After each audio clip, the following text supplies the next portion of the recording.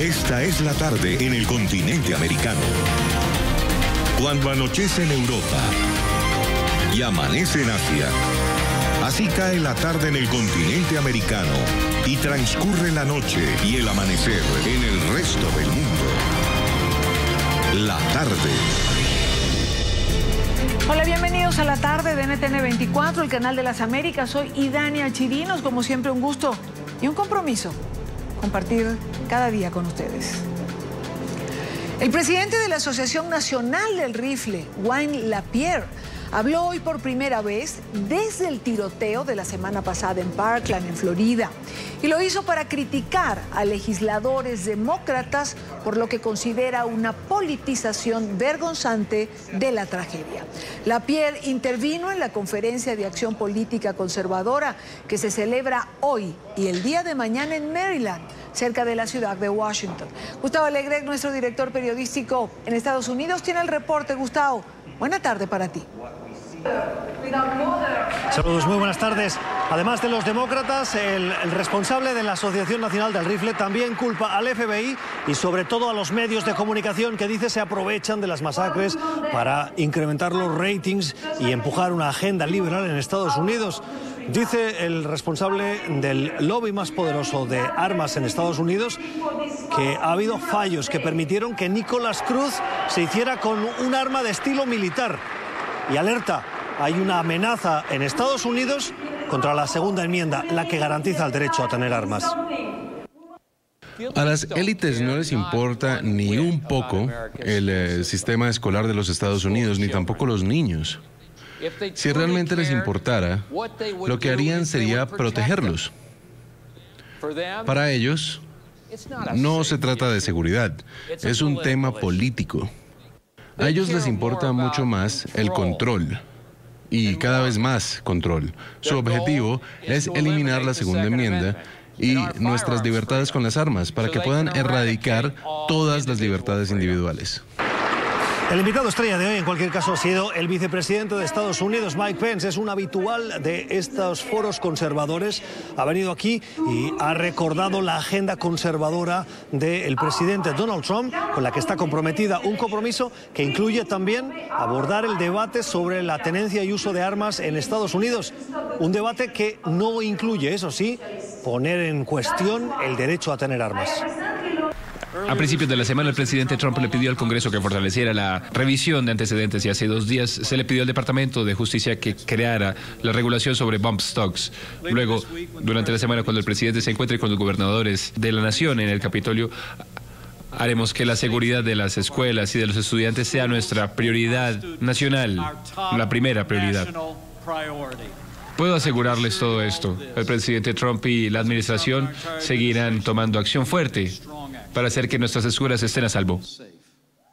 Coreado por un público profundamente conservador, Mike Pence no ha mencionado ni una sola propuesta concreta para ese debate sobre las armas en Estados Unidos. Eso sí, ha recordado el lema de campaña del presidente Trump: volverán a hacer Estados Unidos seguro y grande de nuevo. Mañana será el turno de Trump, que tomará la palabra en este estrado justo detrás de nosotros, en una intervención que, según Pence, Donald Trump está deseoso de hacer. Es un habitual, los dos, de hecho, en estos foros conservadores, y que forman parte de la esencia de votantes que los llevaron a la presidencia y vicepresidencia, respectivamente, en la campaña del 2016. Desde Maryland, cerca de Washington, informó Gustavo Alegret con el apoyo técnico de Marco Granda. Buenas tardes. Gracias, Gustavo. Buena tarde para ti. En esa misma conferencia quiero saludar ahora a Iván García Hidalgo. Él es estratega político y analista republicano. Señor García Hidalgo, gracias por acompañarnos. Bienvenido a la tarde. Gracias. El debate se ha abierto en Estados Unidos tras esta última masacre en Parkland. ¿Es un punto de inflexión en la política de armas de los Estados Unidos? Definitivamente, vemos en ese momento un presidente que todo el mundo pensaba que era bastante rígido, está terminando siendo una de las personas más flexibles en ese momento y el que va a poder avanzar una agenda bastante positiva en el tema de armas. Hemos visto en el tema de inmigración anteriormente también, ¿no? Entonces creo que va a ser un paso bastante positivo para este debate y ese problema tan serio en el país. Ya hay diversas propuestas sobre la mesa en este debate. como la limitación de las culatas que convierten armas semiautomáticas en ametralladoras o aumentar la presencia de agentes en las escuelas.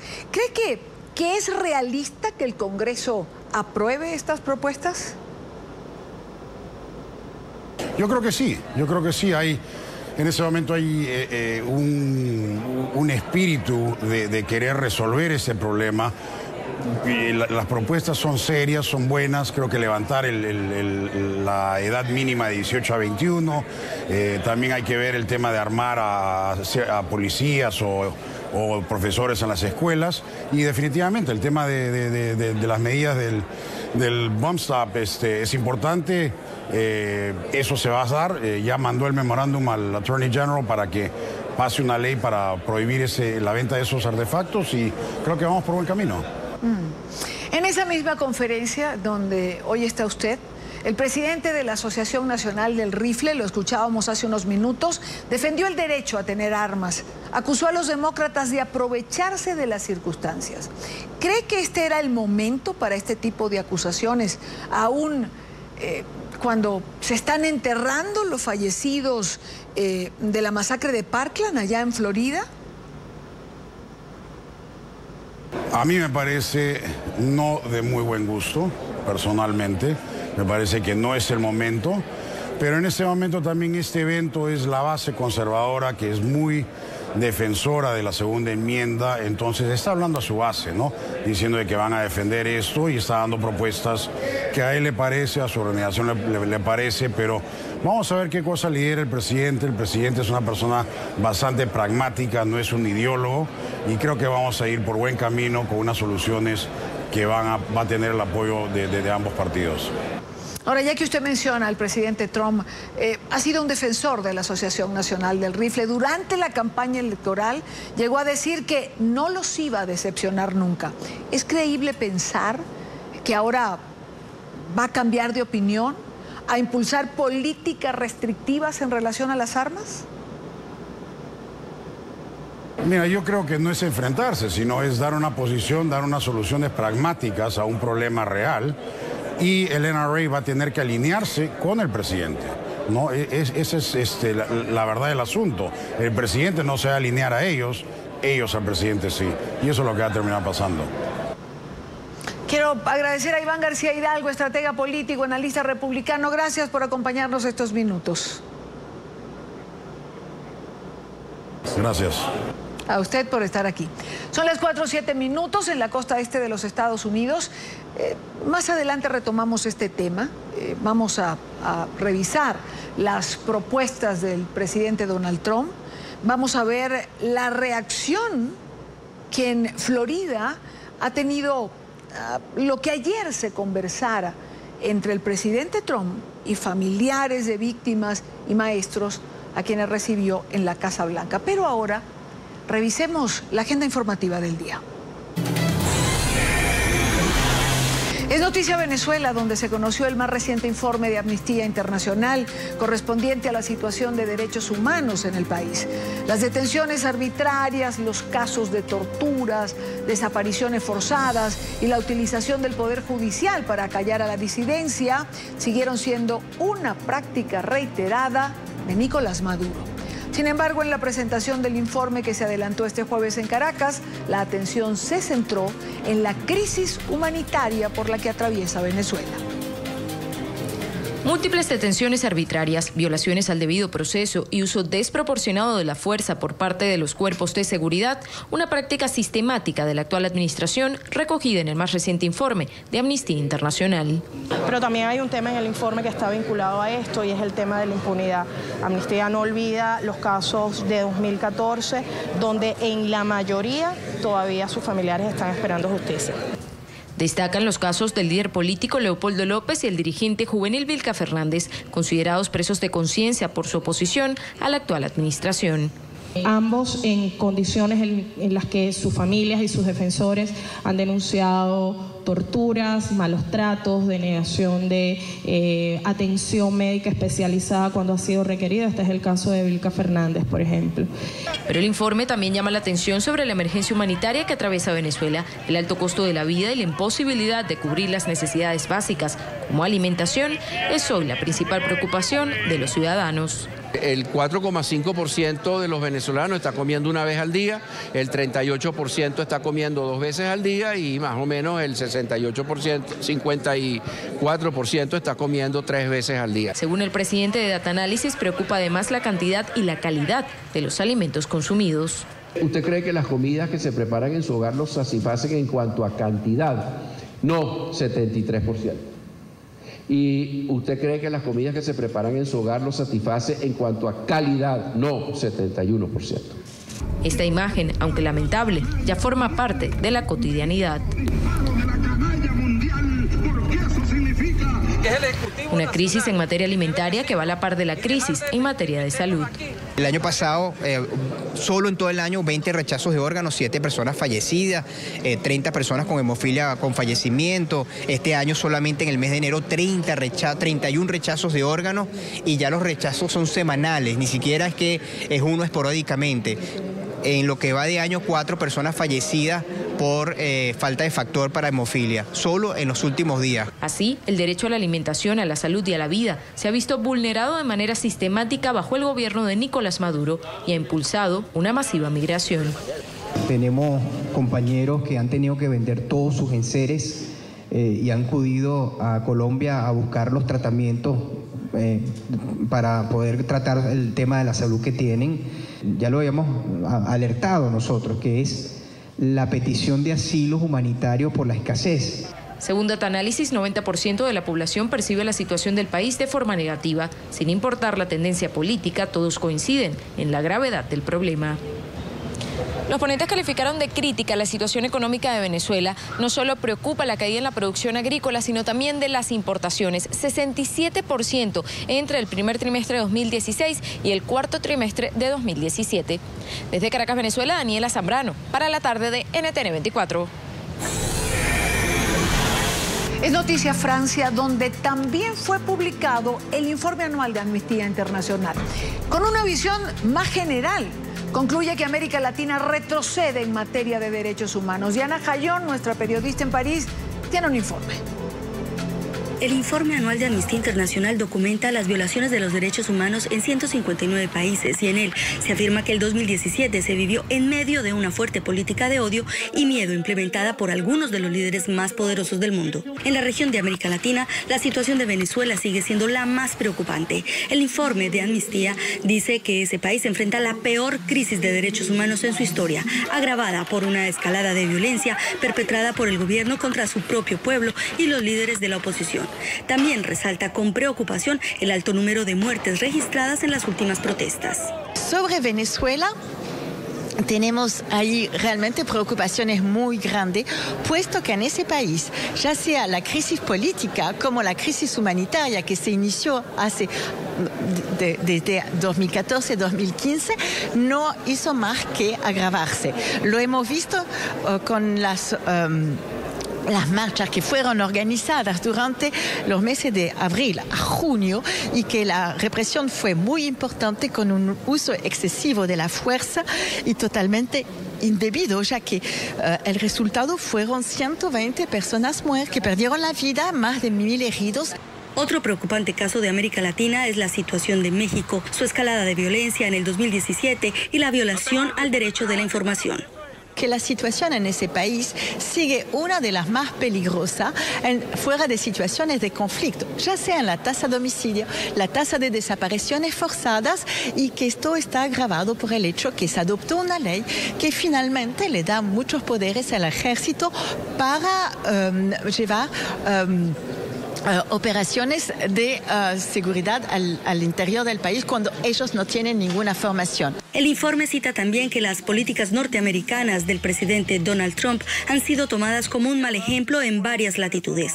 También hace un llamado a acabar con los discursos violentos y provocadores del presidente de los Estados Unidos. Estados Unidos y sobre todo la elección del señor Trump, cuando al principio de año una de las primeras medidas que tomó fue la de prohibir la entrada de migrantes musulmanes, como lo destacamos en nuestro informe, él abrió la puerta a esas retóricas del odio y de la discriminación para muchas personas en el mundo que muchos gobiernos después han seguido. Amnistía Internacional espera que este reporte logre llamar la atención de los líderes mundiales y las organizaciones que puedan frenar estos atropellos. Nosotros lo que llamamos es, primero que nada, por supuesto, a parar con esos discursos de odio o de discriminación sobre las minoridades, pero también a escuchar a la sociedad civil y a buscar soluciones que sean respetuosas de los derechos humanos, porque si no, lo que estamos viendo es un mundo de más en más violento. El nuevo informe afirma que acciones de líderes en países como Egipto, Filipinas, China, Rusia y Venezuela han estado violando sistemáticamente los derechos de millones de personas en esos países. Amnistía también señala que en el 2017 la libertad de expresión sufrió un retroceso y señaló a China, Egipto y Turquía como los países donde más se vulnera ese derecho. Desde París, este fue un informe de Diana Jayón para la tarde de NTN 24. Y es noticia Colombia y el capítulo que Amnistía Internacional dedica a este país, donde advierte de una delicada situación dado el conflicto armado en Antioquia, Cauca, Chocó y norte de Santander, territorios de antigua influencia de las FARC. Para la ONG hay una preocupación latente por la violación de derechos humanos, el asesinato de líderes sociales y el desplazamiento forzado. Según Amnistía Internacional, en zonas que eran ocupadas por las FARC, el conflicto armado se intensificó a pesar de la firma del Acuerdo de La Habana. La ONG denunció que se registraron quejas sobre la débil presencia del Estado en esas zonas, lo que habría facilitado la incursión de otros grupos armados ilegales. Hemos encontrado que otros grupos armados como el ELN, como grupos paramilitares, como otros grupos emergentes, pues continúan afectando a la sociedad civil. En el informe además alerta sobre los asesinatos de líderes sociales. Los pueblos indígenas y las comunidades afrocolombianas continúan siendo blanco de los grupos armados. Asimismo, advierte de la presencia de minas antipersonal en sus territorios. Comunidades del Cauca, del Chocó, continúan siendo las más vulnerables en términos de ataques por partes de grupos armados. Sobre el proceso de paz mencionó el acto legislativo número 1 de 2017. Cuestionó la posibilidad de que el Estado no entable procesos penales en ciertos casos, lo que debilita los derechos de las víctimas a la verdad y a una reparación integral. Y a propósito de Colombia y de derechos humanos, hoy ha iniciado en Bogotá el periodo extraordinario de sesiones de la Comisión Interamericana. El evento fue instalado por el presidente Juan Manuel Santos, quien durante su intervención se refirió al éxodo de venezolanos que están llegando a su país. El Estado colombiano está haciendo frente a unos retos que no teníamos, a unas realidades que estamos viviendo y que están surgiendo después de la firma de la paz, y también unas realidades que no teníamos previstas y unos problemas muy serios que tampoco estaban en nuestra brújula. Uno de ellos tiene que ver con la migración de ciudadanos venezolanos que buscan a este lado de la frontera mejorar las condiciones de vida. Y por eso estamos nosotros haciendo todo lo posible para poder afrontar este problema de la mejor forma posible. No hay solución perfecta. Yo creo que lo que estamos haciendo es lo correcto, ser generosos, al mismo tiempo garantizar cierto orden, garantizarle a los colombianos también su seguridad. Hago un llamado a la Comisión para que en el marco de su tarea de promover la defensa de los derechos humanos centre sus esfuerzos en este fenómeno que infortunadamente se ha venido agudizando en los últimos meses. Este problema está creciendo y yo lo he dicho muchas veces, para mí es el reto más complicado que tenemos por delante en los próximos meses. Seguimos hablando de Colombia, porque Colombia es noticia. Si hay algo que ha llamado la atención, es la serie de eventos públicos que se han venido presentando en el transcurso de los últimos días.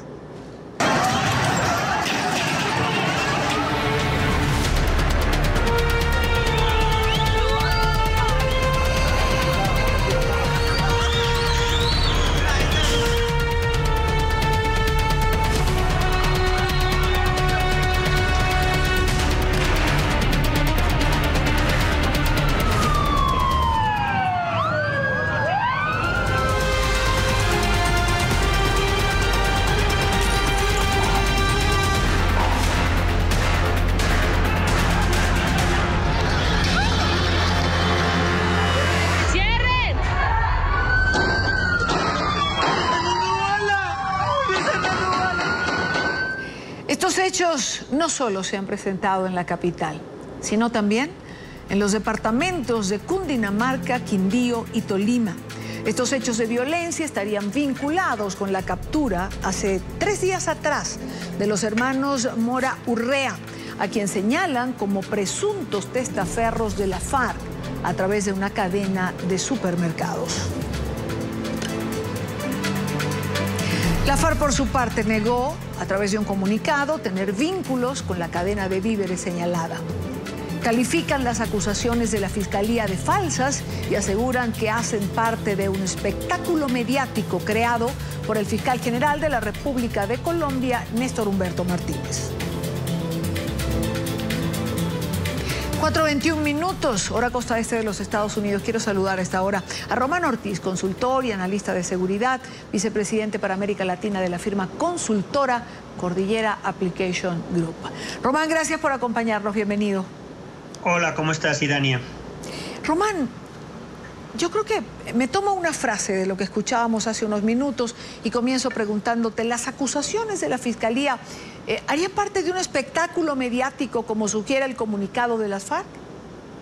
Pues yo creo que lo que parece un espectáculo es el comunicado de las FARC, ¿verdad? Porque la Fiscalía dice y confirma que tiene testigos de la conexión entre esta red de almacenes y los otros negocios de esta familia, por un lado, y la guerrilla, por otro.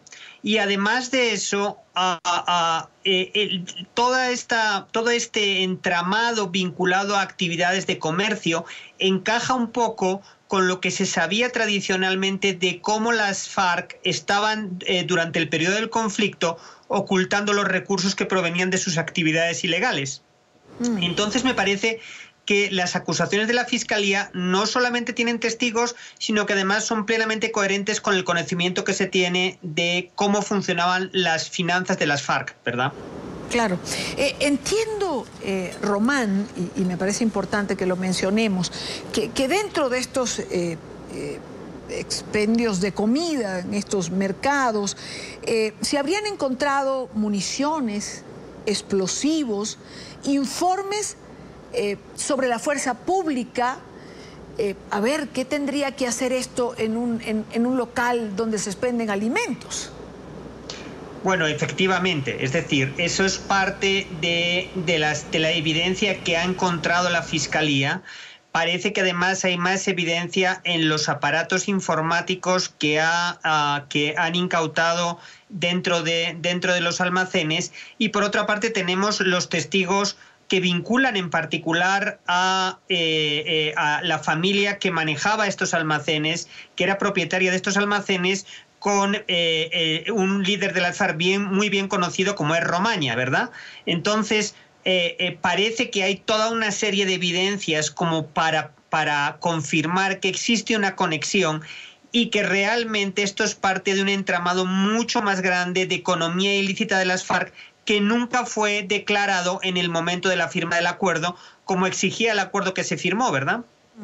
Bueno, a ese punto pasemos ahora. Es decir, en agosto pasado la FARC tendría que haber entregado la lista de bienes para, con el valor, digamos, de estos bienes, reparar a las víctimas.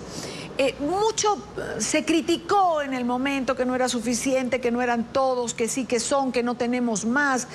Múltiples voces a favor y en contra de lo que se estaba presentando.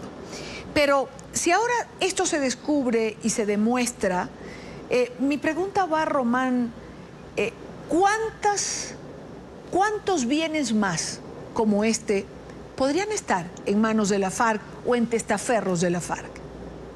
Pues mira, Idania, yo creo que realmente de lo que estamos hablando es de la punta del iceberg, ¿verdad? Es decir, lo que se sabía durante el conflicto es que las FARC tenían montada una inmensa maquinaria de generar recursos a través del narcotráfico, a través de la minería ilegal, a través del secuestro y la extorsión. Y de alguna manera lo que se sabía que generaba todo este entramado financiero no se compara con la pequeñez de lo que declararon justo a la firma del acuerdo.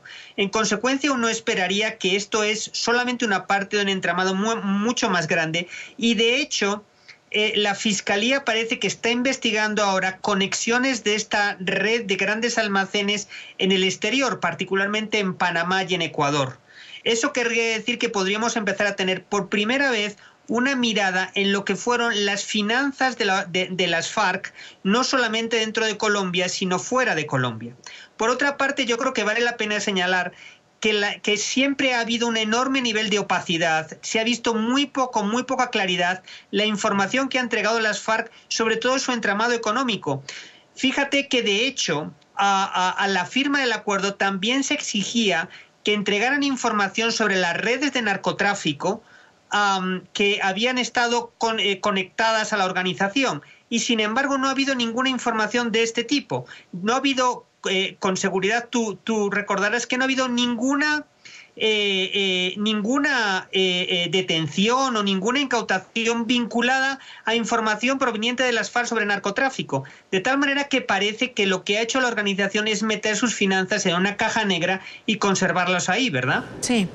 Ahora, Román, esto implicaría, por supuesto, como bien señalas, una falta de colaboración o un no cumplir un compromiso que fue asumido por la FARC a la hora de la firma para ayudar a descubrir todo lo relacionado con el narcotráfico.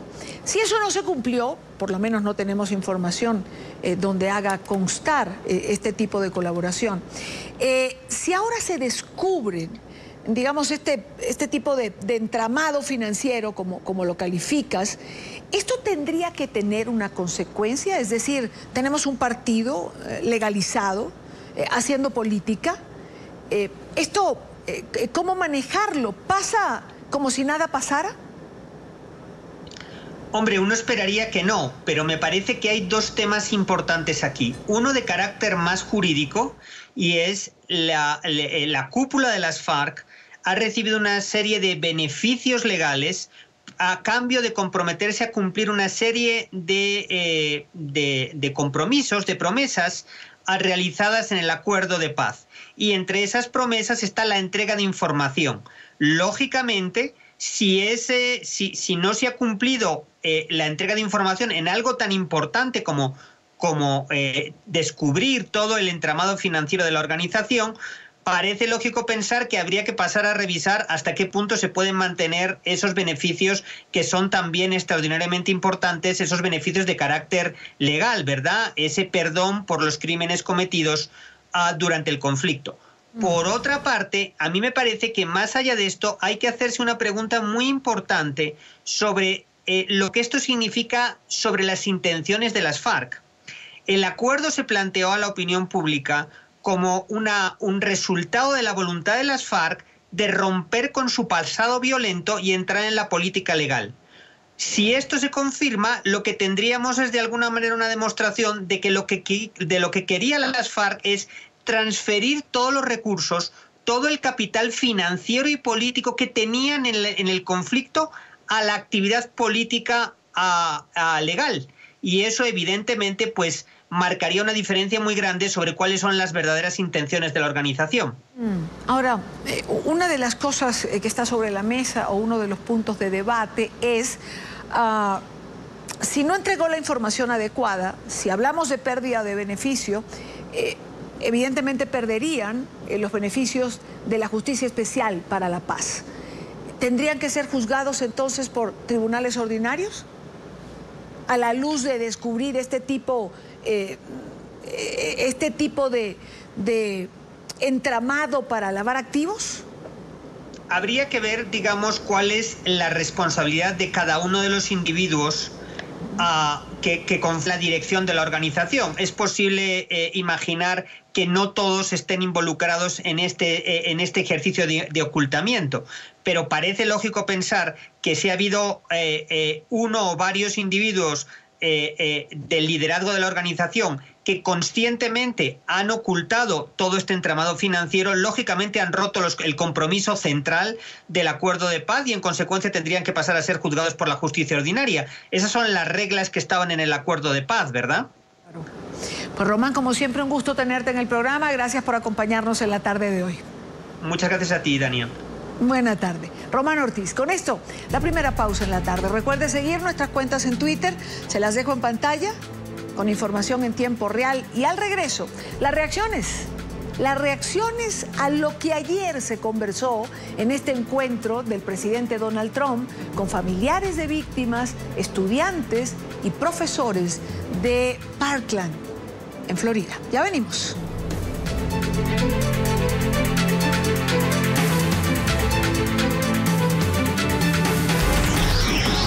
Ya regresamos con La Tarde.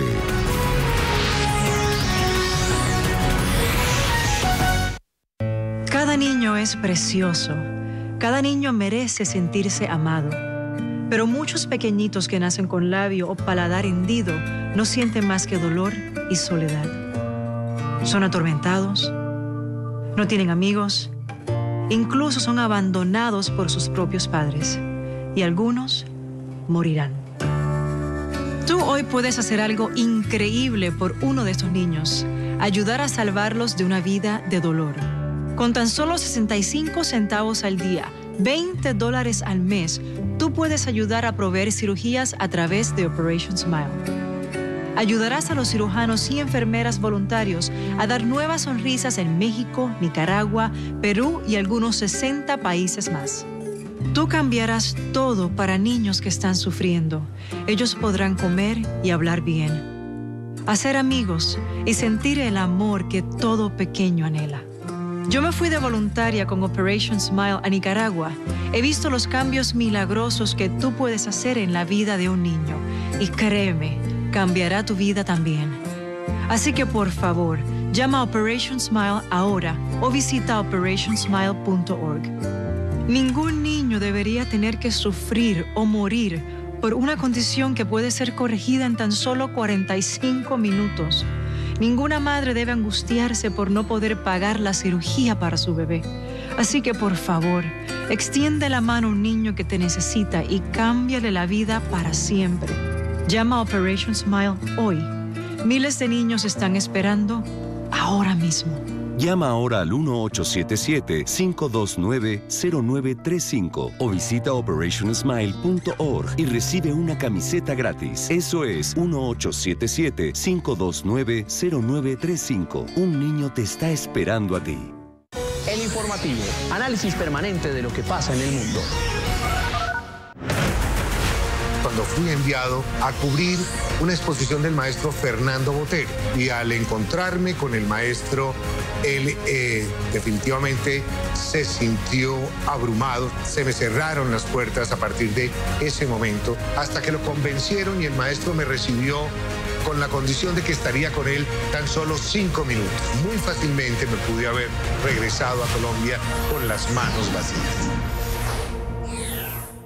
En NTN 24 somos grandes coberturas. Nosotros nos estamos enganchando en esta emisión especial de NTN 24 sobre las elecciones en Ecuador. Son más de 200 los cuerpos que ya se han logrado rescatar. Tras el paso de las horas, la cifra de fallecidos en el terremoto en México aumenta. Los principales eventos de la región y sus protagonistas pasan por la señal de NTN 24. El informativo, lunes a viernes en vivo a las 12, 19 y 21 horas de Bogotá, Lima y Quito por NTN 24.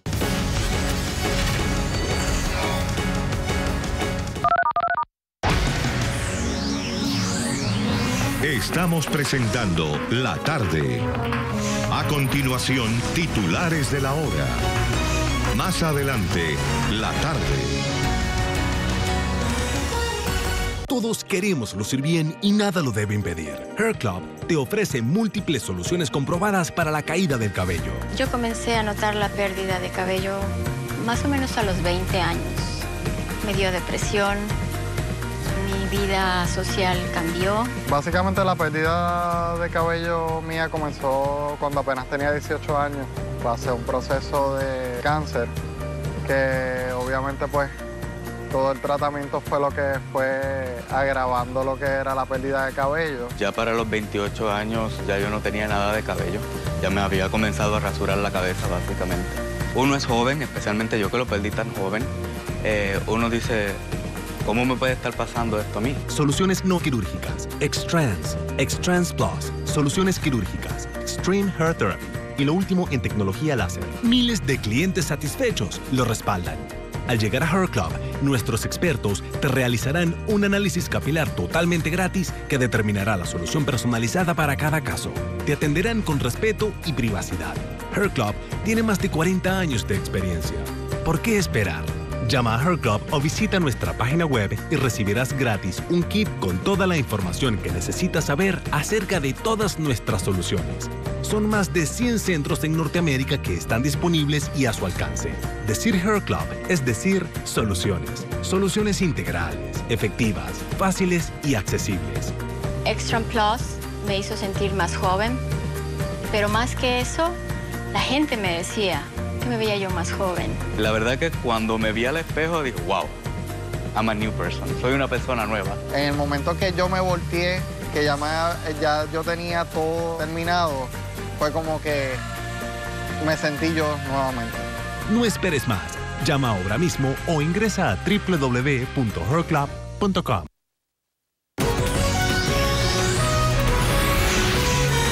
Continuamos con La Tarde.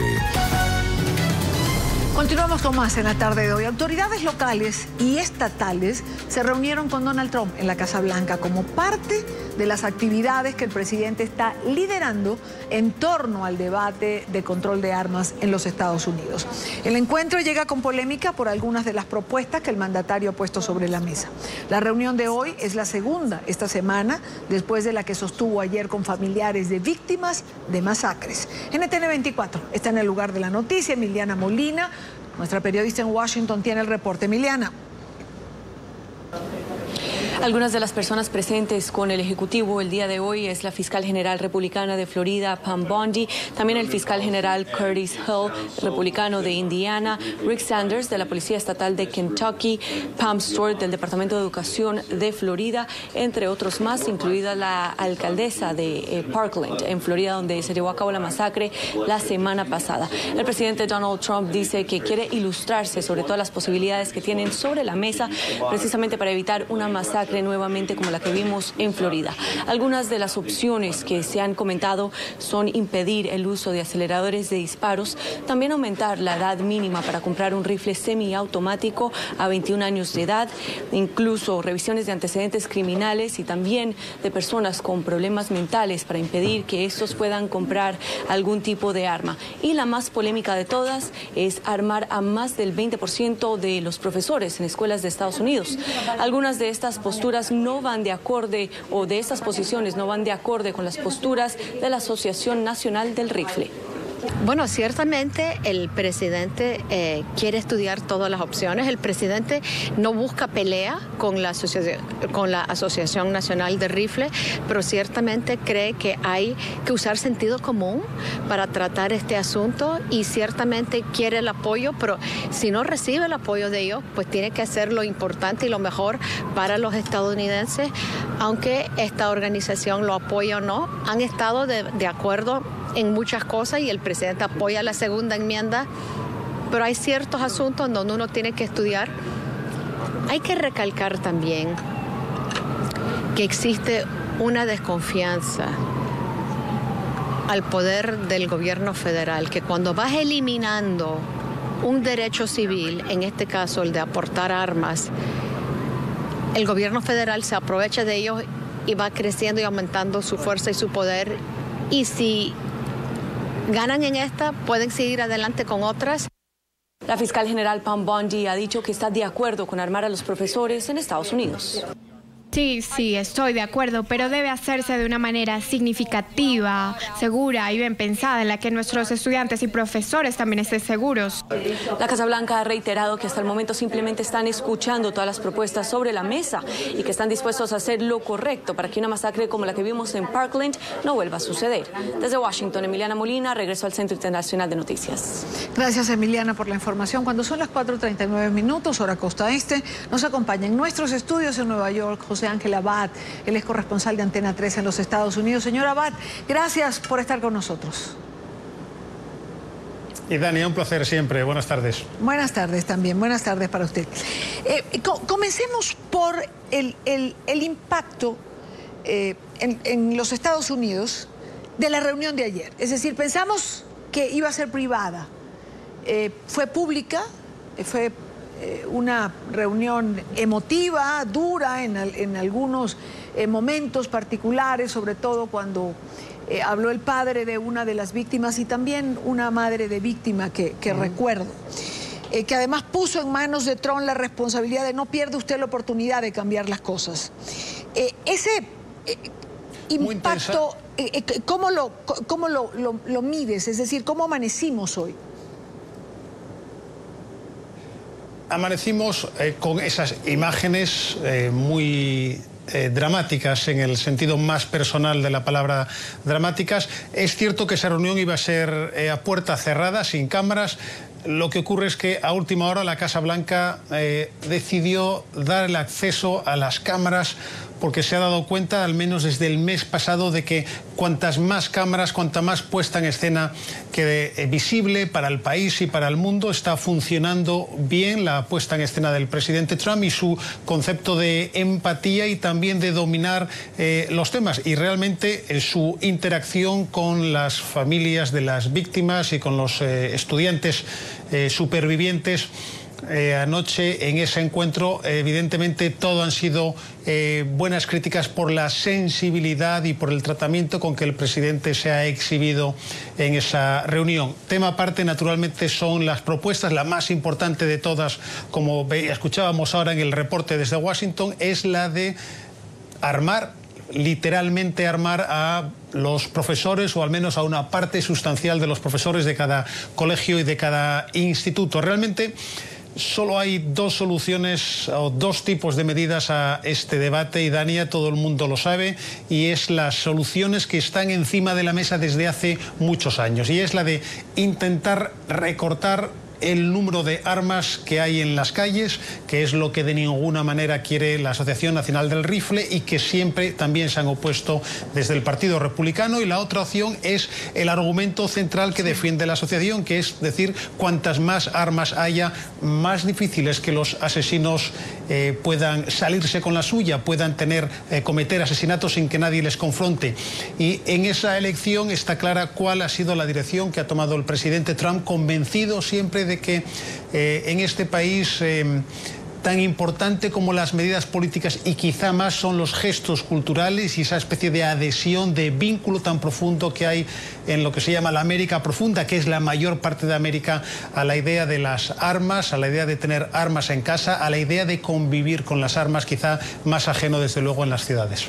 Ahora, digamos, este es un momento particular. La masacre de Parkland ha empujado a la calle a la juventud en Estados Unidos. Es decir, primero los testimonios de los sobrevivientes o de quienes perdieron algún familiar. Pero, por otro lado, cuando me pongo a escuchar cada una de las cosas que se han dicho por parte de estos jóvenes durante todos estos días, uno se pregunta, ¿podrán hacer una diferencia? Es decir, la presión pública en la calle, ¿podrá hacer una diferencia en esta oportunidad, señor Abad? Has dado completamente en la llaga de la cuestión. Y Dania, yo he cubierto muchas de estas matanzas. Por desgracia, he estado en Florida, en Parkland, hasta el fin de semana.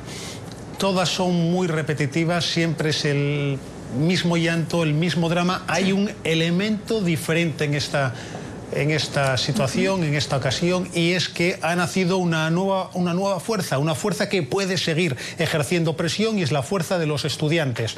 Lo que aún desconocemos es hasta dónde puede llegar esa fuerza. No sabemos si esa fuerza se va a quedar recluida en alrededor de Florida o si se va a extender de manera nacional por todos los Estados Unidos. No sabemos qué tipo de apoyo va a tener. Hay señales que indican que esa fuerza puede crecer. Están recibiendo mucho apoyo de todo tipo, apoyo social, político, incluso económico, para seguir movilizándose. Por otro lado, estamos viendo que están siendo atacados, se les ha intentado pintar como si fueran actores. Está claro que no lo son, está claro que es un movimiento genuino. Lo que no sabemos es cuánta fuerza van a poder hacer, y vamos a tardar en saberlo. Ese es uno de los factores claves. El otro factor, y Dania, importante, no olvidemos nunca, si en este país no se han tomado medidas, al menos en 25 años, para endurecer la venta y el control de armas, es por una única razón, y es porque hay una parte muy sustancial de la población, quizá alrededor de la mitad, que no lo quiere hacer, que está a favor, que cree que efectivamente el derecho a poseer armas es un derecho inalienable, que no se debe de restringir, al contrario, que restringirlo agravaría el problema. Si estamos ante un cambio cultural, un cambio profundo, no, lo vamos a empezar a ver en las próximas semanas, en los próximos meses. Mientras tanto, crucemos todos los dedos para no encontrarnos con nuevas situaciones, nuevas matanzas por el camino. Ojalá y así sea. Ahora, José, la marcha convocada para Washington puede ser un buen termómetro de cuánta fuerza pueden tener los estudiantes cuando vemos los recursos económicos que se están sumando, no solo por lo económico, que es bastante. Cuando vemos a George Clooney y a su esposa Mal, que han dado $500,000, Oprah Winfrey $500,000 más, Steven Spielberg 500, no solo es el dinero, sino las caras y lo que finalmente representan si se suman como voceros. Volvemos al factor clave. Hay un efecto acumulativo. Ha habido tantas matanzas. Ha habido matanzas tan graves como las de Sandy Hook con los niños pequeños. Ahora otra con muchachos un poco mayores. Hace prácticamente unas semanas también teníamos la de Las Vegas. Hay un efecto acumulativo. Hay un hartazgo que quizá no había antes. El hartazgo es un grito desesperado afuera en las calles del país diciendo algo tiene que hacerse. Ese algo parece estar calando. No está muy claro qué dirección va a tener ese algo. La discusión esta noche en todos los hogares de América es la que ha propuesto el presidente, que es quien tiene el altavoz para plantear los temas en el país. Es la de si se debe armar o no a los profesores. Es una discusión que no está ahora mismo en ningún otro país del mundo, pero ninguno tiene este problema. El temor que tienen ahora los padres de que existe la sensación de que cualquier día puede repetirse la matanza. Claro. Si las soluciones van en una dirección o en otra, lo vamos a ver, pero ese factor nuevo, el de los estudiantes, es algo con lo que nadie contaba y que efectivamente tiene potencialmente la capacidad de provocar gran presión. No olvidemos que al final todo se reduce a un tema político. Los políticos quieren ser reelegidos. Cuando ellos puedan oler cuál es la dirección de los tiempos, si hay un cambio o no, estoy seguro de que ellos también apoyarían medidas nuevas. Mientras tanto, no habrá cambios. Claro, y esta propuesta que es la discusión en todos los hogares, como señala José, pero ayer esto comenzó estando yo al aire, así que yo oí todo lo que fue la reunión, la exposición de cada uno de los que estaba en esa sala. Y alguien se paró e hizo esta propuesta de las armas, de armar a los profesores. El presidente Trump llega y dice, bueno, esto es una propuesta controversial, habrá que discutirla mucho. Se da una ronda y él vuelve allí sobre el tema y dice, yo quisiera escuchar más sobre esto porque no va a ser tan fácil. Vuelve a hablar a alguien y el presidente dice, bueno, en todo caso no podrían ser todos los profesores. Tendría que ser algo como un 20%.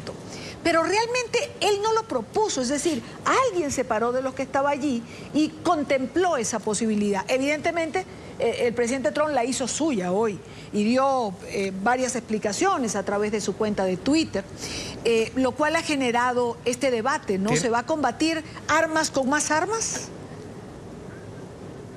tienes toda la razón. Quien originalmente sacó el tema es, y esto es sorprendente quizá para mucha gente, quien originalmente propuso esta solución de armar a los profesores fue uno de los padres de los estudiantes del Instituto de la Matanza de Parkland en Florida. Uno de los padres quien propone que efectivamente los profesores puedan acudir con armas a las aulas.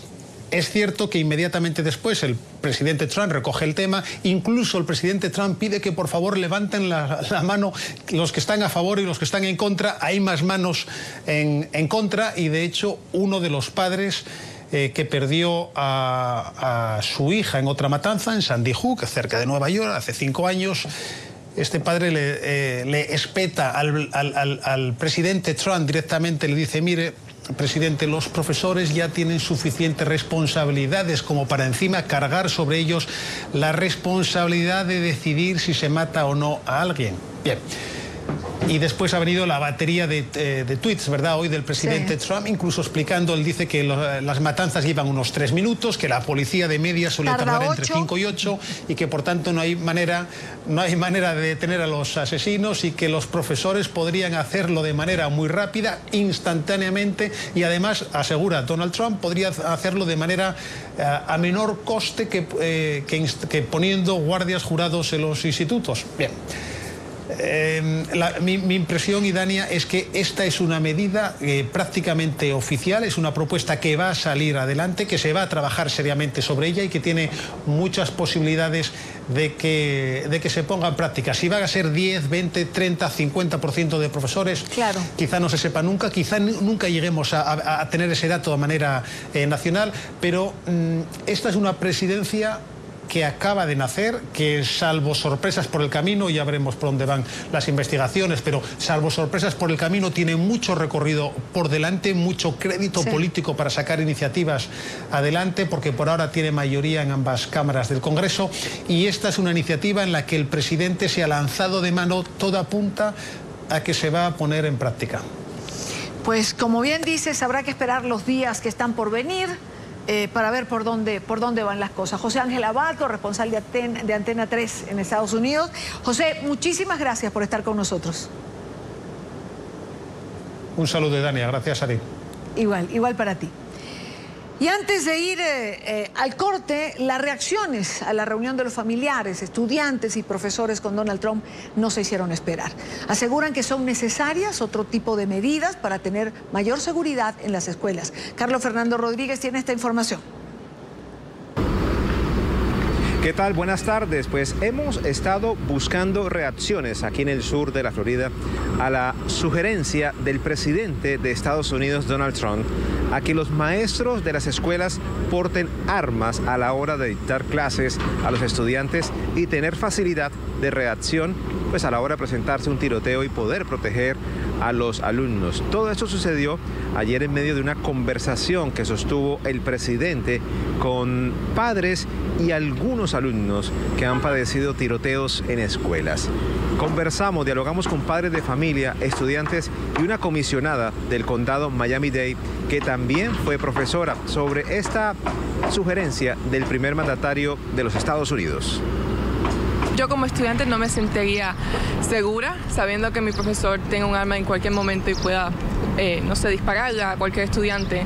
Se entiende que es por seguridad, pero personalmente no me sentía segura en la clase. No estoy de acuerdo con eso, porque aunque no es para protegernos, uno tiene que saber que una arma es una arma y aunque los maestros es para protegerlo, uno no sabe qué psicológicamente problema tiene el maestro también. Yo opino que eso está muy mal, porque de repente una persona que va a atacar en una escuela, si confunde, llega la guardia de aquí, el FBI, qué sé yo, y puede confundir al profesor con el asaltante. Respetuosamente, totalmente en contra de esa opinión.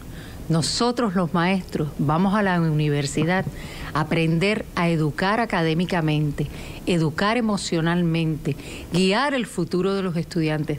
Nosotros no estamos entrenados como los policías para poder defender y utilizar armas. Me parece que no está bien porque tanto como los alumnos pueden estar dementes o tener problemas mentales los profesores también. Yo creo que es una locura, creo que no es la solución armarse. Los estudiantes no están de todas maneras seguros si los profesores tienen o no armas. No pienso que sea una decisión muy sabia.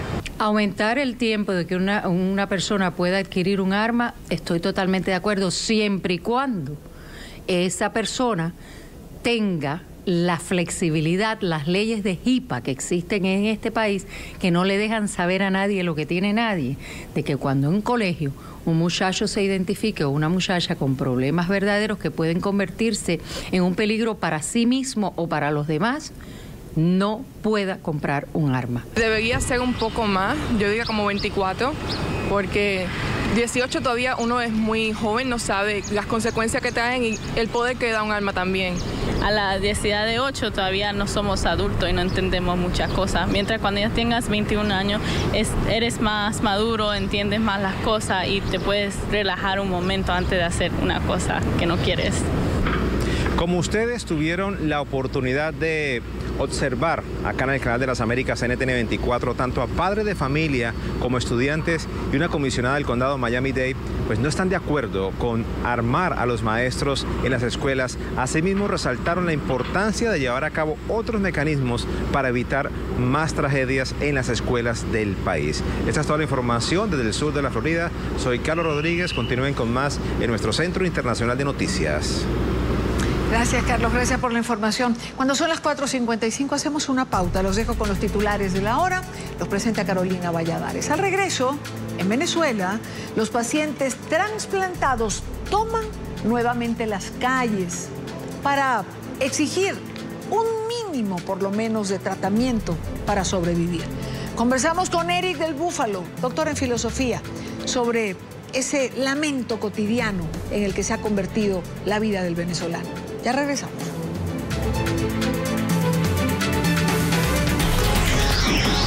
Ya regresamos con La Tarde. Érase una vez una niñita que tenía un simple deseo: poder caminar y jugar como otros niños.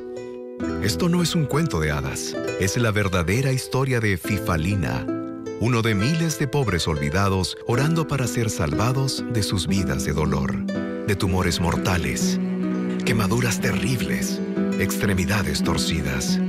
Su única esperanza es Mercy Ships, que tiene el hospital civil flotante más grande del mundo, donde doctores y enfermeras voluntarios proveen cirugías gratuitas y cuidan a aquellos que no tienen otra esperanza. Pero ellos necesitan su ayuda para salvar más vidas. Llame ahora o visite damerced.org. Por solo 62 centavos al día, solo $19 al mes, usted puede salvar a una niña como Fifalina y darle una nueva vida. Si no fuera por Mercy Ships, los pacientes que atendemos no sabrían lo que es una vida normal, una vida sin juicios, se sienten esperanzados, se sienten amados, que yo creo que esa es una de las cosas más importantes que ofrecemos aquí, amor. Usted le puede dar amor a un niño que sufre. Por un poquito de dinero al mes, usted ayudará a proveer cirugías gratuitas y responder a las oraciones de las madres desesperadas. Más niños están soñando con una vida normal y un fin para su dolor. Con su regalo de amor, pueden realizar este sueño. Así que, por favor, llame ahora. Done con su tarjeta de crédito y recibirá esta camiseta de Mercy Ships gratis como agradecimiento. Llame hoy al 1-844-275-0216 o visite damerced.org. Cualquier donación ayuda. Eso es 1-844-275-0216. Vea en Líderes. El nacimiento de Mireya Oviedo es el resultado de una violación. Hoy dedica su vida al servicio de mujeres maltratadas en el Pacífico colombiano. No se pierda su inspiradora historia.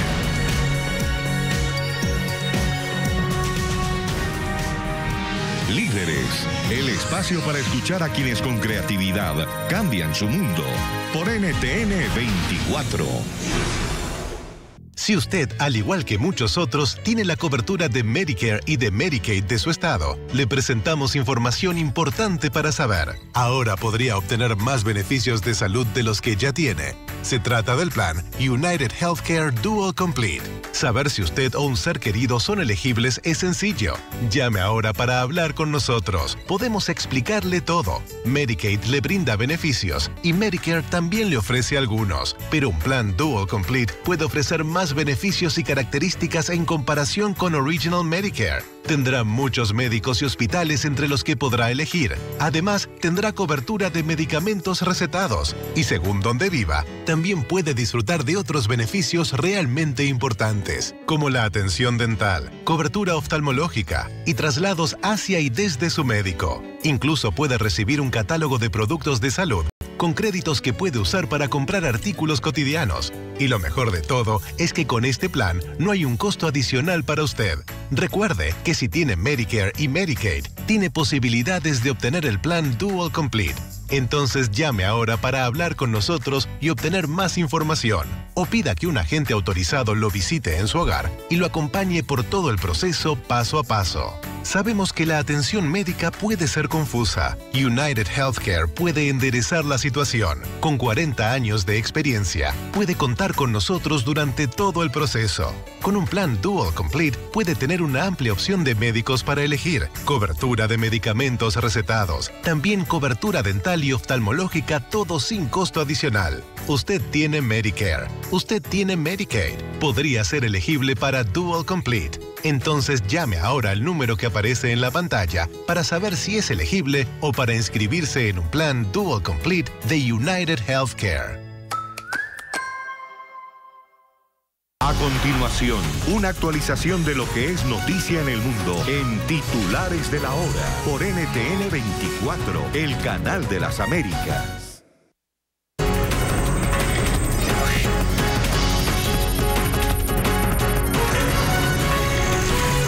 Titulares de la Hora con Carolina Valladares. Hola, ¿qué tal? Buenas tardes, soy Carolina Valladares y es un gusto acompañarles en esta emisión de noticias en NTN 24. Comenzamos. Sospechoso accidente de tránsito en Connecticut, Estados Unidos. Un vehículo chocó de frente contra una sala de emergencias de un hospital local. Según informaron las autoridades, tras la colisión, el conductor se bajó del carro y se prendió fuego. El jefe de la policía confirmó que no hubo otros heridos y en el accidente y que el chofer se encuentra actualmente en situación grave y se desconoce cuáles fueron sus motivaciones. Sin embargo, por el momento se descarta que este acto esté vinculado a un ataque terrorista. Y la oposición en Ecuador está preocupada por los hechos de violencia de las últimas semanas en la zona fronteriza con Colombia. Este jueves pidió a la Asamblea Nacional adoptar medidas para controlar así la situación en las regiones limítrofes. Incluso solicitó al presidente Lenín Moreno un giro en la política exterior.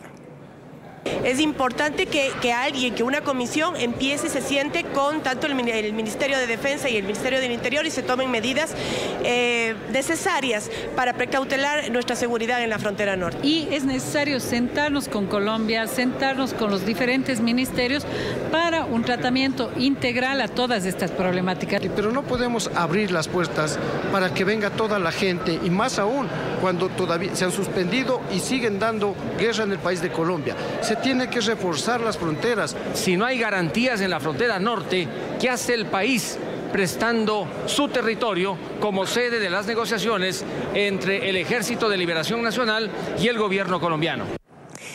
Colombia pide mayor esfuerzo para atender así la masiva migración de venezolanos durante la instalación del periodo extraordinario de sesiones número 167 de la Comisión Interamericana de los Derechos Humanos, que este año se desarrolla en Bogotá. El presidente Juan Manuel Santos calificó la migración de venezolanos como uno de los nuevos retos y realidades a los que el Estado colombiano le está haciendo frente. Según un informe de Migración Colombia, en el país hay 550.000 venezolanos y el flujo migratorio de ciudadanos de ese país se incrementó en un 110% en el año 2017.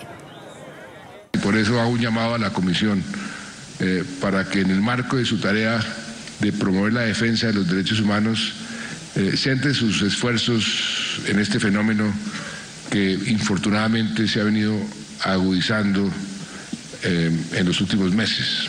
Este problema está creciendo y yo lo he dicho muchas veces, para mí es el reto más complicado que tenemos por delante en los próximos meses.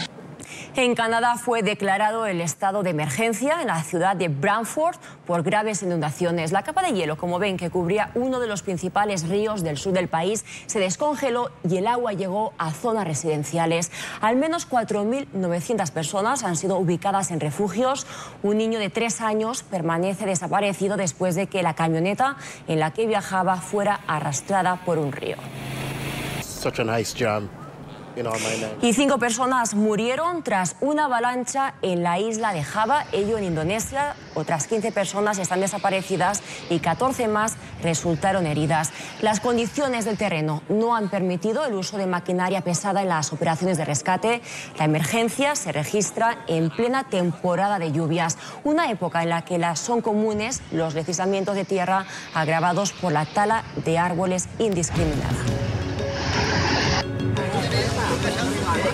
Así finalizamos esta emisión de noticias. Gracias por estar con nosotros.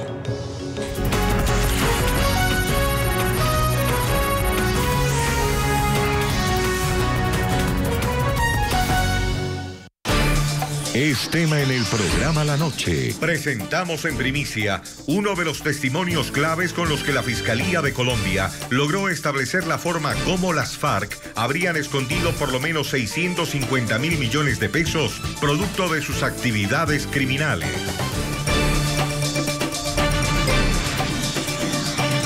La Noche, los puntos clave de las noticias y sus protagonistas por NTN 24.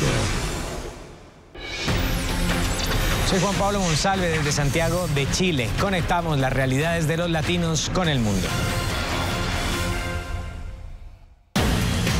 Vea en Líderes. El nacimiento de Mireya Oviedo es el resultado de una violación. Hoy dedica su vida al servicio de mujeres maltratadas en el Pacífico colombiano. No se pierda su inspiradora historia.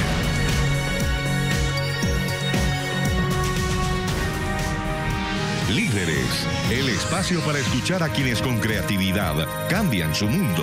Por NTN 24.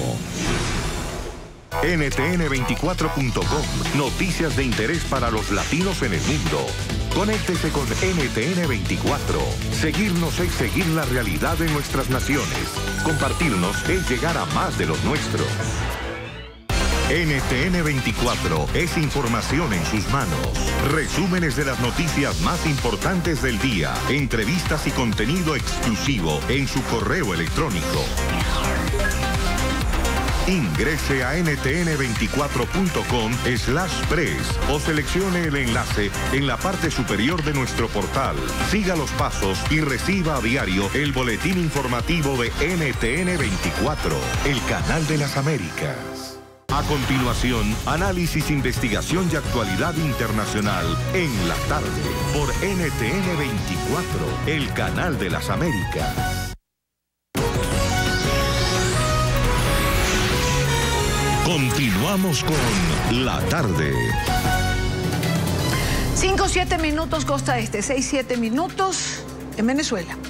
Los pacientes trasplantados allá en Caracas tomaron nuevamente las calles. Esta vez se apostaron frente al Instituto Venezolano de los Seguros Sociales, en pleno centro de la capital. Denuncia que llevan más de 4 meses sin recibir los medicamentos necesarios para mantener vivo el trasplante. Al menos 10 pacientes han fallecido y otros 30 han rechazado el órgano por falta de medicinas. Oliver Fernández, uno de nuestros periodistas en Caracas, preparó este informe para nosotros. Maduro, nos condenaste a muerte. Nuestro único delito es ser trasplantados. Queremos medicinas ya. Esta es una de las expresiones que se dejan ver en las pancartas y en los rostros desesperados de los pacientes al ver que corren el riesgo de perder la vida. El hecho de que no consigas tu medicina, ya tú sabes que no tienes a lo mejor 24, 48 horas, 72 horas de vida, ¿no? Tú a lo mejor puedes pasar un día sin comer, listo, pero no puedes pasar un día sin medicina. porque un día sin medicina vas a tener afectaciones inmediatas en el órgano que tienes trasplantado. Sin duda, para los pacientes, lo más doloroso es sentir que están viviendo cada día como si fuera el último. Es muy difícil. Con los niños menores de edad es muy difícil tratar el tema de cómo explicarle que su papá no tiene acceso a unas medicinas y que a lo mejor su papá no va a estar la semana que viene porque algún burócrata decidió no comprar medicamentos, pues, y sacrificarnos a todos nosotros los trasplantados. Evidentemente la angustia de la familia alrededor de uno, ¿no? De que saben de que, bueno, uno está hoy, pero no estás tomando el medicamento y no sabes qué va a pasar con tu vida en las próximas horas, porque es un tema de horas, no es un tema de días, ¿no? Esto es lo que piensan los pacientes sobre la garantía de la salud que tanto defiende la revolución bolivariana. ¡Qué mentira! ¿Cómo va a haber una salud garantizada donde no hay medicinas? No hay ni siquiera un reactivo para hacerse un examen de sangre o de heces o de orina. No hay nada, no hay nada. No están dispuestos a seguir viviendo de las obras. Tener oportunidad de comprar los medicamentos es un derecho garantizado en la Constitución y debe ser respetado. He vivido de los fallecidos. Paciente que fallece, paciente que recuperamos el medicamento y lo distribuimos a las personas, a los demás pacientes, pues. Y nos hemos mantenido así, pero ya está bueno ya de que tengamos que esperar, que estar como los samuros, esperando que la gente se muera para nosotros poder tomar el medicamento de la persona fallecida. No tengo para comprar 6 millones de bolívares un tratamiento cuando yo me tomo 2 cajas. Para los pacientes trasplantados, volver a la diálisis es una condena a muerte. Pierdo el riñón, voy a ir a diálisis, las diálisis están deficientes, o sea, pienso es que, voy a morir, pues, o sea, que ya me quedaría poco tiempo. En Venezuela hay más de 3.000 pacientes trasplantados que no solamente corren el riesgo de perder su riñón, sino también de perder la vida. Es la información que manejamos desde Caracas y con ella los invitamos a que continúen con más de la tarde. Gracias a Oliver Fernández. Nos acompaña en esta parte del programa Francisco Valencia, presidente de Codevida. Lo hemos tenido en otras oportunidades y hemos conversado anteriormente. Durante la semana hemos escuchado testimonios desgarradores de pacientes desesperados que no encuentran medicina, que no tienen acceso a los tratamientos. Voy a hacerle una pregunta a Francisco, que ya la he hecho en otras oportunidades. ¿Cuántas vidas están en riesgo por esta situación? Hola, bienvenido. Mira, en el tema de las personas con condiciones de salud crónica son 300.000 sumando ahora las 16.000 con insuficiencia renal, que todavía no se ha resuelto el tema de las unidades de diálisis. Entonces, son 300.000 más las 16.000, todas. ¿Por qué? Porque no se ha recibido tratamiento desde hace más de 8 meses y ya empieza la situación devastadora de que diariamente ya se está reportando o pérdidas de órganos o pérdidas de vidas por falta de medicamento.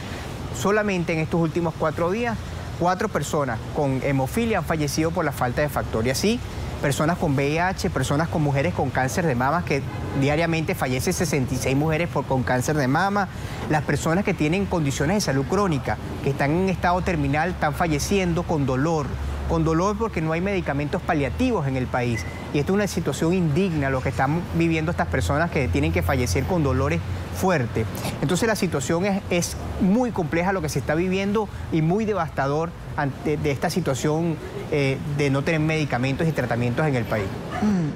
Más temprano veíamos la presentación del informe de Amnistía Internacional.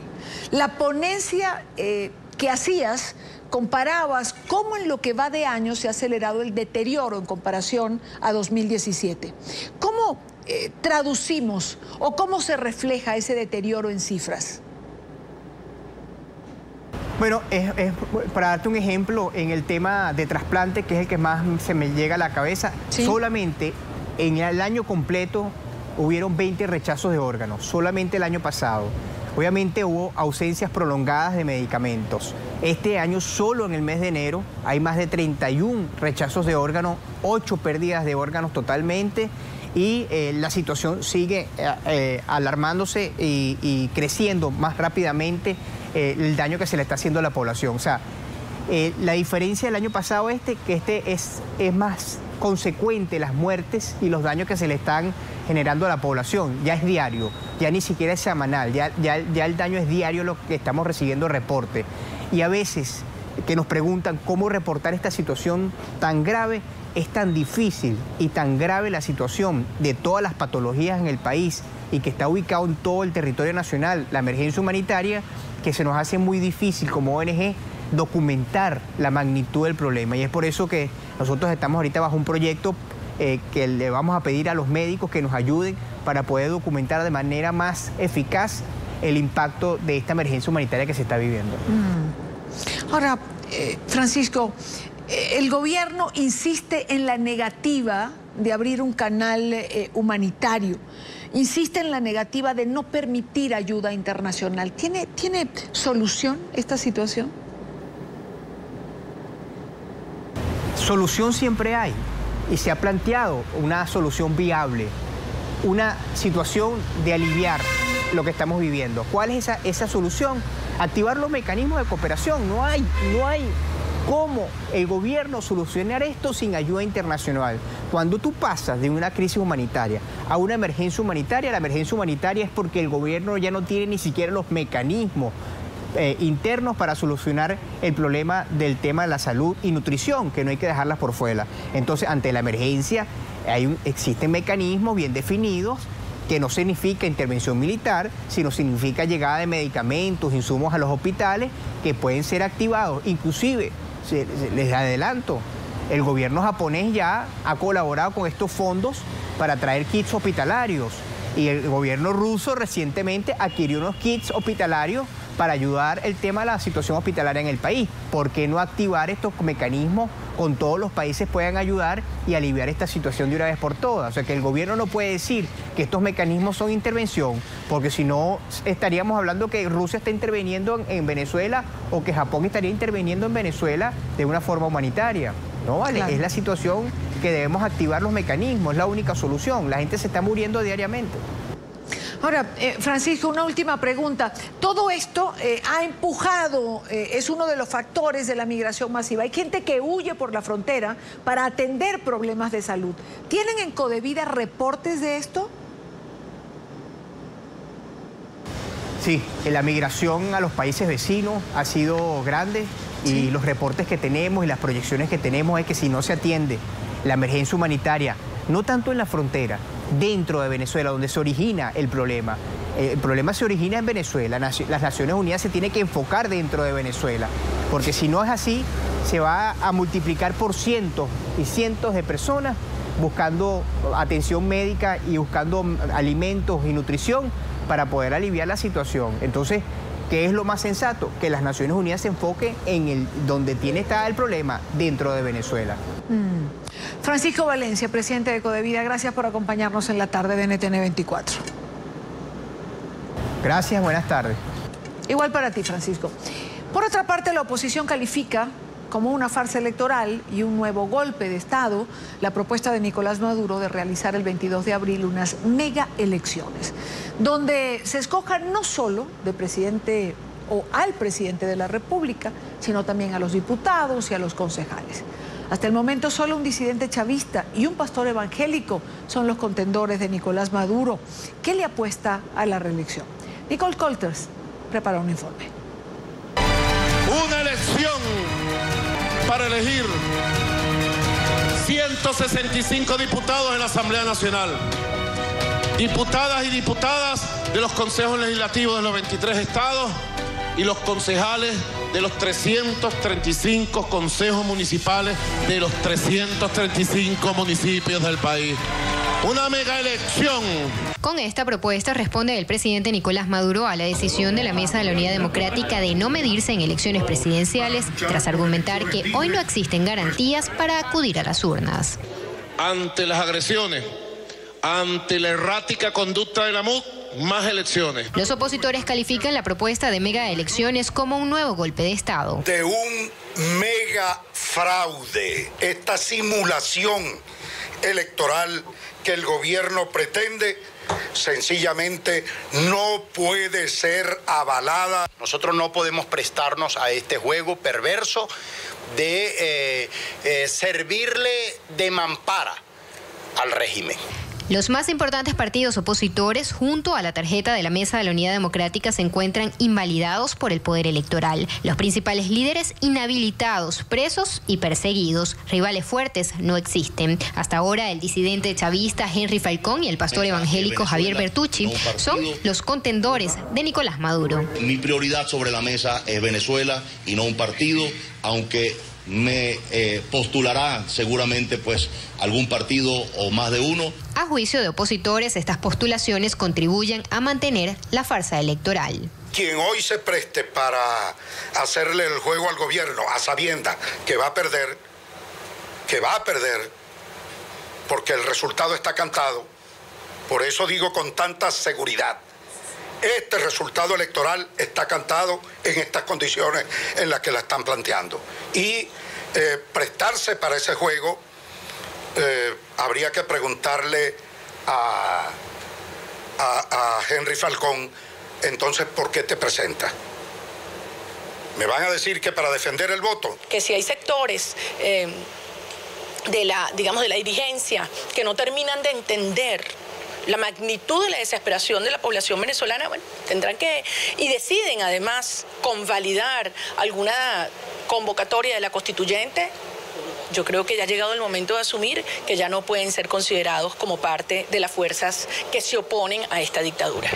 Pese a la crisis generalizada que se vive en el país, Nicolás Maduro, con una impopularidad entre 75 y 80% según Data Análisis, y sin un rival fuerte, podría continuar en la presidencia de Venezuela por 6 años más. El sociólogo y dirigente político opositor Claudio Fermín declinó este jueves su aspiración a medirse en las elecciones presidenciales tras la propuesta del presidente Nicolás Maduro de realizar megaelecciones. Desde Caracas, Venezuela, para NTN 24, Nicole Colster. Gracias a Nicole Colster por la información.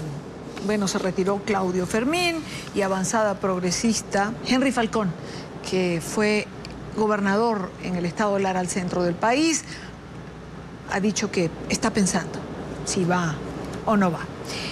5:20 minutos. Quiero saludar en esta parte del programa a Eric del Búfalo. Él es doctor en filosofía, jefe del Departamento de Filosofía de la Universidad Simón Bolívar, en Caracas, Venezuela. Gracias por estar aquí, bienvenido. Gracias a ti, muy amable por tu invitación. La unidad ha pronunciado una frase, ha tomado una decisión prácticamente en conjunto. No cuenten con la unidad para avalar un simulacro fraudulento e ilegítimo. Mi pregunta, ¿había que esperar tanto para llegar a esta conclusión? No, no había que hacerlo, evidentemente. Yo creo que no le quedó más remedio que hacerlo porque, visto que todo el hemisferio y todas las democracias occidentales han desconocido esta elección, pues más mal podrían ellos hacerlo, ¿no? Se iban a quedar muy mal, finalmente. Creo que fue por eso, creo que esa es la razón esencial. No porque en el fondo no quisieran, y de hecho creo que se tardaron muchísimo, se tardaron más de la cuenta para decir que no iban, lo cual demuestra que hubo una larga discusión para saber si iban o no iban. Ahora, señor del Búfalo, ¿por qué en algunas circunstancias hay esta especie de disonancia entre la comunidad internacional, a la que, por cierto, costó tanto convencer de lo que estaba sucediendo en Venezuela, y los líderes de la oposición? A veces nos preguntamos si será que desde afuera la realidad se ve diferente. Sí, bueno, uno puede pensar dos cosas, Irania. Uno puede pensar que hay un problema de percepción, pero también uno puede ya a estas alturas, después de tantos años y de tantos errores, tratar de ver un patrón. Y ese patrón nos lleva a conclusiones más tristes. Nos lleva a que hay cierto grado de colaboración, de complicidad extraña, no diría en todos los partidos políticos, pero sí en buena parte de la MUD con el régimen. Porque de otro modo no se explica. O sea, uno comete un error 1, 2, 3, 4, 5 veces, pero no al infinito, ¿no? Cuando se escucha a la oposición pedir condiciones, pedir garantías, no. Es decir, frente a esto... No va a haber hasta que esté la Asamblea Nacional Constituyente siendo el poder, digamos, de facto sobre todas las otras instituciones, porque incluso si ganase en la elección, Irán, tendría que arrodillarse y reconocer la Asamblea Nacional Constituyente para ser presidente. Claro, pero ¿por qué insistir en pedir condiciones y garantías a quien durante 18 o 20 años no las ha dado? Y sin embargo, insistimos, como si fuera una letanía dolorosa. ¿A quién se las piden, además? A la propia dictadura, que yo incluso no la llamo dictadura, la llamo tiranía, por razones técnicas, porque ni siquiera mantiene la protección de los intereses nacionales. Y yo pienso que no tiene sentido, pues como tú bien dices. O sea, por eso digo, no hay ninguna explicación lógica, racional, para explicar semejante conducta, al menos que uno se ponga suspicaz. Ahora, si no se participa en estas elecciones, si Venezuela no va a un proceso electoral, ¿qué camino tiene por delante? Es un camino muy duro, siempre ha sido muy duro, y creo que ahora es el momento de asumirlo. Empezando porque no va a haber nada hasta que no haya un cambio, digamos, subjetivo en la población y en la clase política, de que esto no tiene salida constitucional ni electoral, por el simple hecho que la Constitución está suspendida, que en Venezuela no hay instituciones y que esta es una gente absolutamente atrincherada en su lugar de poder, que no está dispuesta a transigir con nada. Por otro lado, sin ayuda del hemisferio y de las democracias occidentales, yo dudo mucho, y este es un llamado que hago desde Caracas, yo dudo mucho que el pueblo venezolano pueda ser liberado. ¿Qué significa ese llamado de ayuda? Es decir, sin la ayuda del hemisferio, Venezuela no podrá salir adelante. ¿Qué tipo de ayuda? ¿De qué hablamos? ¿De una intervención? Implica hay muchos tipos de intervención. Acuérdate que estoy en Caracas, pero digamos, implica mucha presión internacional, implica toda la presión que se pueda, toda la presión necesaria, digamos, para que ello ocurra. Dicho de otro modo, no sacar ninguna carta sobre la mesa, porque la tiranía tiene que sentir que hay amenazas reales para que ella negocie su salida, si no, no lo va a hacer. ¿Las sanciones no han sido suficientes? ¿Las sanciones a miembros de la revolución? Pienso que es muy tímido todavía, que se puede avanzar mucho más en acorralar y amenazar a la tiranía para que acepte una transición negociada, pacífica, y lo menos dolorosa posible y lo menos traumática para el pueblo venezolano, que, por cierto, ya lo es, ya es muy dolorosa esta transición, estos momentos para nosotros son muy difíciles. Tengo un amigo escritor, Golka Rojas, que define a Venezuela como un no país. Y yo le quiero preguntar, ¿Venezuela se ha convertido en un no país, en una agonía cotidiana? Yo lo decía el otro día en una entrevista, yo creo que hemos dejado de ser un país, pero que nos toca ahora ser una nación. Y Venezuela siempre fue más un país que una nación, y ahora nos toca ser más nación que país. Es decir, anclarnos realmente, los que estamos aquí adentro, los que ya se han ido, que son más de 4 millones, más del 10% de la población, hay que ver qué significa esto, y convertirnos y volvernos una nación, es decir, gente que tiene intereses más allá de su territorio, más allá de compartir un territorio, que ve las generaciones pasadas y sobre todo piensa en las generaciones futuras. Sí. Porque efectivamente el estado actual del país es casi de tierra arrasada, es un país devastado, es un país en la miseria absoluta. Yo creo que los grados de miseria no se comparan por ningún otro país de Latinoamérica. Quisiera ahondar un poco más en esos términos, país y nación, para que nuestra teleaudiencia tenga clara la diferencia.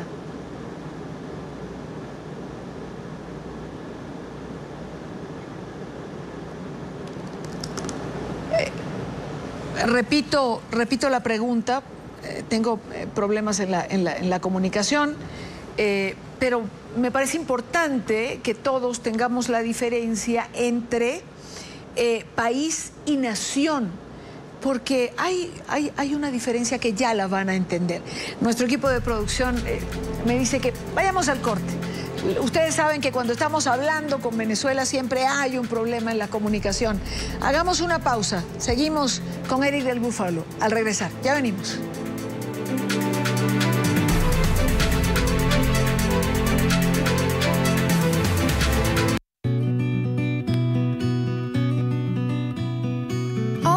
Después de perder a mi hijo en un trágico accidente, he dedicado mi vida a trabajar por las madres adolescentes de bajos recursos y sus bebés. No es fácil para mi espalda, mis articulaciones y muchas veces me duele la cabeza. Dolex Forte combate 6 tipos de dolor rápidos. Por ellas, mi dolor vale la pena.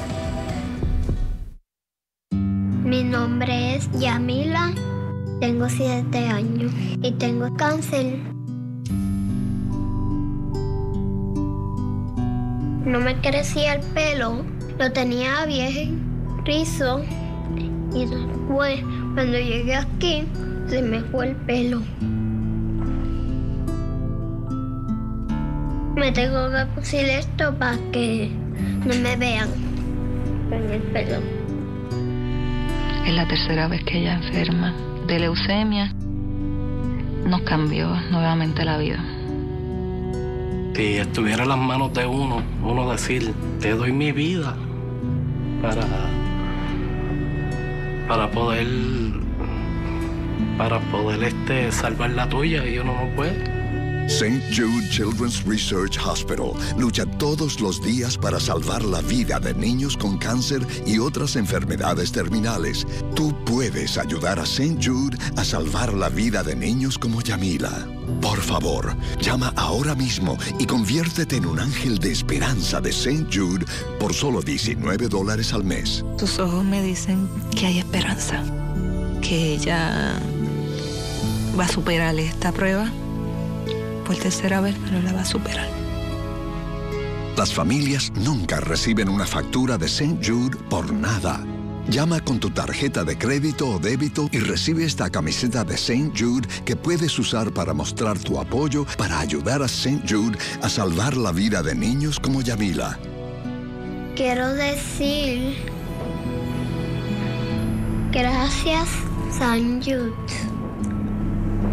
por este amor y por esta esperanza. Por favor, llama ahora mismo. La niñez debería ser un tiempo para jugar, para hacer amigos y soñar con el futuro. Pero para algunos niños es un tiempo de tristeza y dolor. No pueden jugar y hacer amigos, mostrar sus caras sin vergüenza o lograr sus sueños. Para ellos, solo hay una esperanza. Mercy Ships, que tiene el hospital civil flotante más grande del mundo, trayendo el milagro de la curación a los pobres olvidados del mundo, donde los cuidadosos voluntarios médicos proveen cirugías gratuitas a pequeños quienes no tienen otra esperanza. Pero Mercy Ships necesita su ayuda para salvar más vidas. Llame ahora o visite damerced.org. Por solo 62 centavos al día, solo $19 al mes, usted proporcionará cirugías para aquellos que no pueden caminar, no pueden comer y puede que no sobrevivan. Han sido insultados, maldecidos, o se les has dicho que hicieron algo malo o que sus papás hicieron algo malo para merecer esta deformidad. Si Mercy Ships no estuviera en este lugar, los pacientes no tendrían un lugar donde ir. Por un poco de dinero al mes, usted ayudará a salvar a los niños que esperan y responderá a las oraciones de los padres desesperados. Done con su tarjeta de crédito ahora y recibirá esta camiseta de Mercy Ships gratis como agradecimiento. Niños y padres esperan un milagro que usted puede hacer posible. Llame hoy al 1-844-703-4372 o visite damerced.org. Eso es 1-844-703-4372.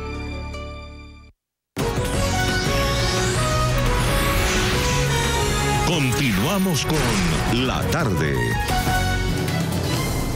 Retomamos la entrevista que teníamos hace unos minutos con Eric del Búfalo, doctor en filosofía. Hablamos de Venezuela, de la crisis, de lo que ocurre. Y hablaba el señor del Búfalo sobre la diferencia entre país y nación. Y yo le había pedido que profundizara en la diferencia entre estos términos. Sí, un país es un territorio, digamos, controlado por un Estado. Una nación es una tradición y es una visión. Es el lugar donde no solamente uno nace, sino uno tiene sepultados sus ancestros, y un lugar que está pensado desde ya para generaciones que uno no va a conocer. Y eso es lo que nos toca ahora, porque los venezolanos lo tuvimos muy fácil, tal vez un poco antes del chavismo, y parte de nuestro misterio de por qué caímos en esta situación tan absurda, tan terrible, sin ninguna guerra y sin ninguna catástrofe natural, es eso, es tal vez nuestra falta de visión y nuestra falta de respeto realmente por lo que fuimos como sociedad, más allá de la adoración a los próceres, que en el fondo son y fueron militares, ¿no? O sea, hace falta un rescate de los verdaderos valores civiles de Venezuela y vernos a nosotros como ciudadanos que tenemos que trabajar, luchar para forjarnos una nación. Desde afuera o desde adentro, porque también, digamos, todos los venezolanos que están afuera, que son muchísimos, son parte de la nación venezolana. Claro, por supuesto. Además, creo que los venezolanos que están afuera tienen el concepto de nación más claro que los que están adentro. Ellos ven a Venezuela como esa nación que hay que reconstruir para los que puedan volver en algún momento o para que sus hijos alguna vez puedan estar allí. Así es. Una nación es el país interior de cada uno de nosotros, para decirlo rápidamente.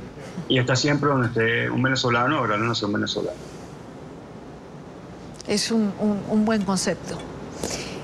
Señor del Búfalo, 14 exministros enviaron una carta a la presidenta Bachelet en Chile para que se desinvite a Nicolás Maduro a la toma de posesión de Sebastián Piñera. Ocurrió lo mismo en Perú de cara a la Cumbre de las Américas. Es decir, ¿Maduro se ha convertido en el invitado que nadie quiere en la fiesta?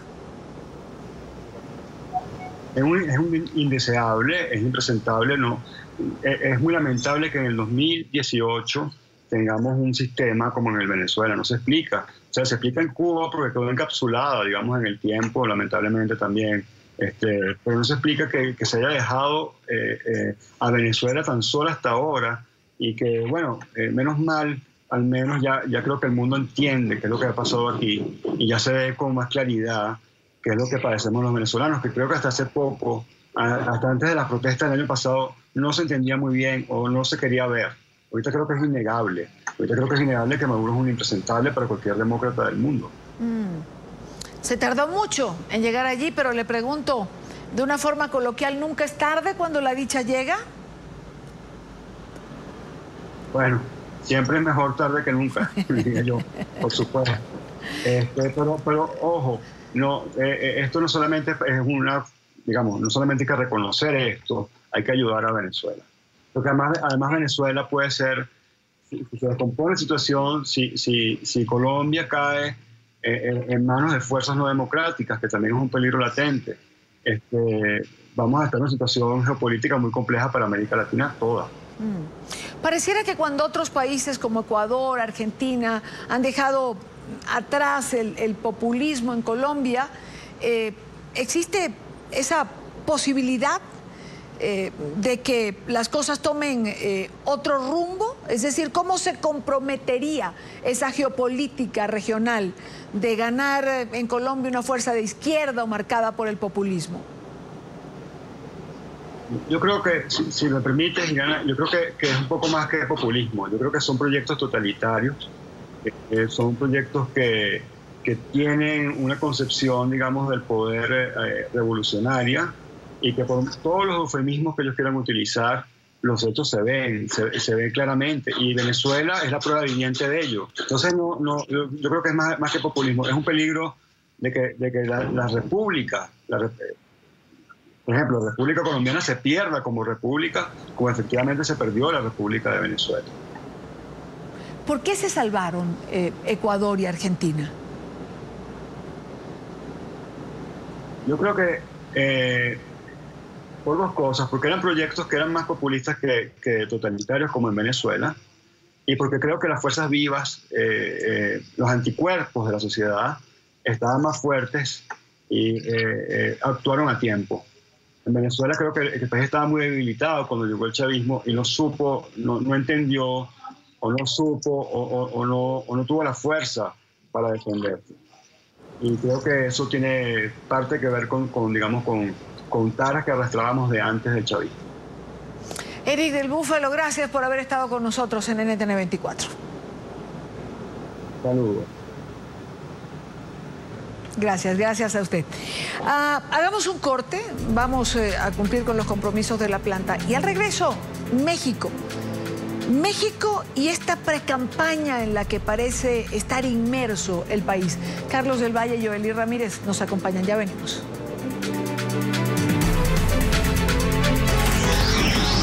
Ya regresamos con La Tarde.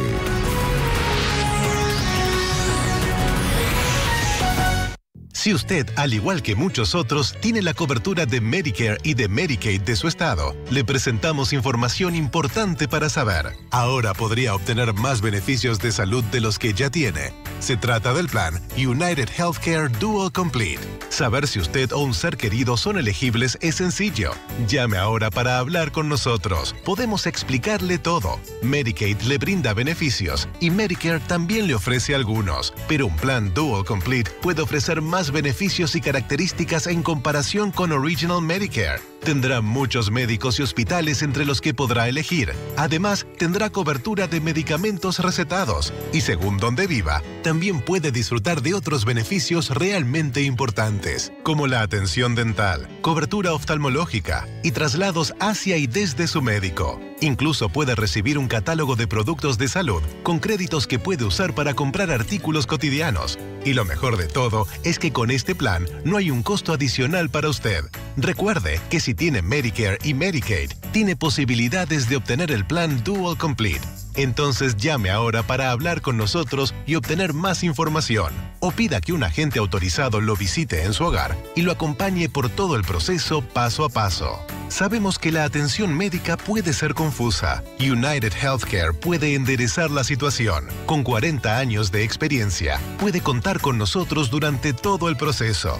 Con un plan Dual Complete puede tener una amplia opción de médicos para elegir, cobertura de medicamentos recetados, también cobertura dental y oftalmológica, todo sin costo adicional. Usted tiene Medicare, usted tiene Medicaid, podría ser elegible para Dual Complete. Entonces llame ahora al número que aparece en la pantalla para saber si es elegible o para inscribirse en un plan Dual Complete de United Healthcare.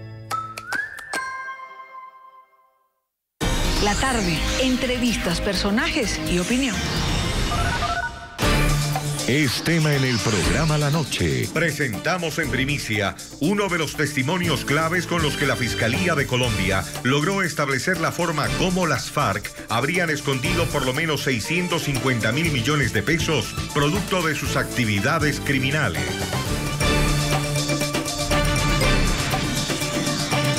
La Noche, los puntos clave de las noticias y sus protagonistas por NTN 24. Soy Federico Cuanto. Desde Buenos Aires conectamos las realidades de los latinos con el mundo. Pedían el micrófono para saludar, para decirle a su familia en sus países de América Latina que desde Ecuador estaban, ojo, no estaban bien, estaban vivos. Y esa era la palabra.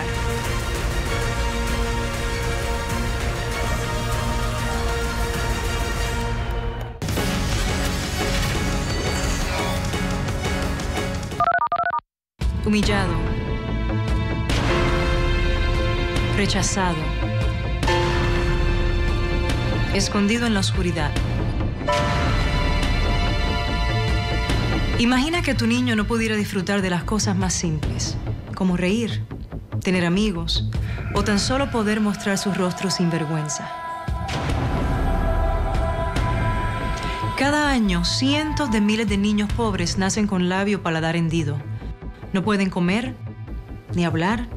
Muchos sufren de malnutrición. Algunos incluso mueren. Estos pequeñitos están destinados a una vida de dolor porque sus padres no pueden pagar la cirugía. Pero tú puedes ayudar. Por solo $20 al mes o 65 centavos al día, tú puedes ayudar a dar una cirugía a un niño. Le darás una sonrisa, dignidad, la posibilidad de ir a la escuela. Hasta puedes estar salvando su vida. Así que llama hoy a Operación Sonrisa. No esperes más.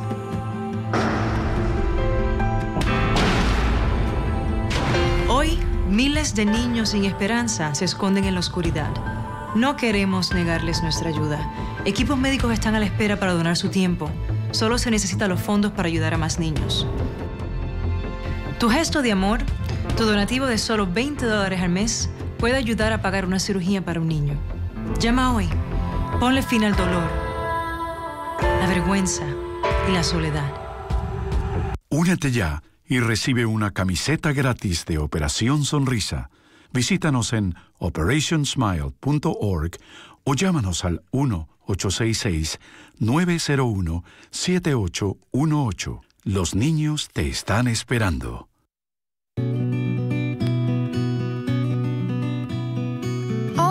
Después de perder a mi hijo en un trágico accidente, he dedicado mi vida a trabajar por las madres adolescentes de bajos recursos y sus bebés. No es fácil para mi espalda, mis articulaciones y muchas veces me duele la cabeza. Dolex Forte combate 6 tipos de dolor rápidos. Por ellas, mi dolor vale la pena.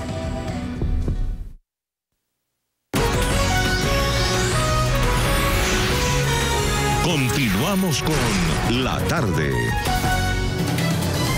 5:44 minutos, hora costa este, México. México, a pesar de que la campaña electoral da inicio el 30 de marzo, está sumergido en la diatriba política y en una campaña electoral que no da cuartel. Por eso quiero comentar en la tarde de hoy, quiero saludar a Yoely Ramírez, nuestra presentadora que está en México en este momento, y a Carlos del Valle, que está con nosotros también.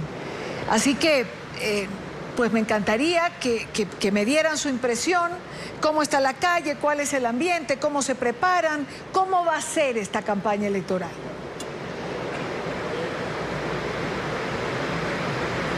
Hola Idania, ¿cómo estás? Te saludo ahora desde México, justamente para que NTN 24 pueda conocer de cerca y en compañía de la mano de Carlos del Valle cómo avanza este proceso, donde ya terminaron las precampañas. El fin de semana los partidos políticos y las coaliciones dieron a conocer al candidato oficial, pero único. En realidad no es tanto que haya habido un combate por quien ganaba la elección al interior de los partidos. Básicamente ya todos daban por sentado el candidato José Antonio Meade, Andrés Manuel López Obrador y Ricardo Anaya, también 3 de los independientes, Carlos. Así es, Yoely. Mira, yo te diría, lo primero que hay que destacar es el tamaño de la elección. México, el 1 de julio de este año, es decir, en unos meses, estará eligiendo al presidente de la República, a la totalidad de su Senado, a la totalidad de la Cámara de Diputados, a 11 gobernadores y también a un enorme número de legisladores locales y de autoridades locales. Es la elección más grande en la historia de México. Son más de 3,000 cargos públicos los que están en juego a partir de este momento. Y como tú bien lo dices, Yoely, hasta el momento ha sido unas precampañas sin sorpresas. Prácticamente la única sorpresa que hubo, ¿quién sería el candidato del PRI?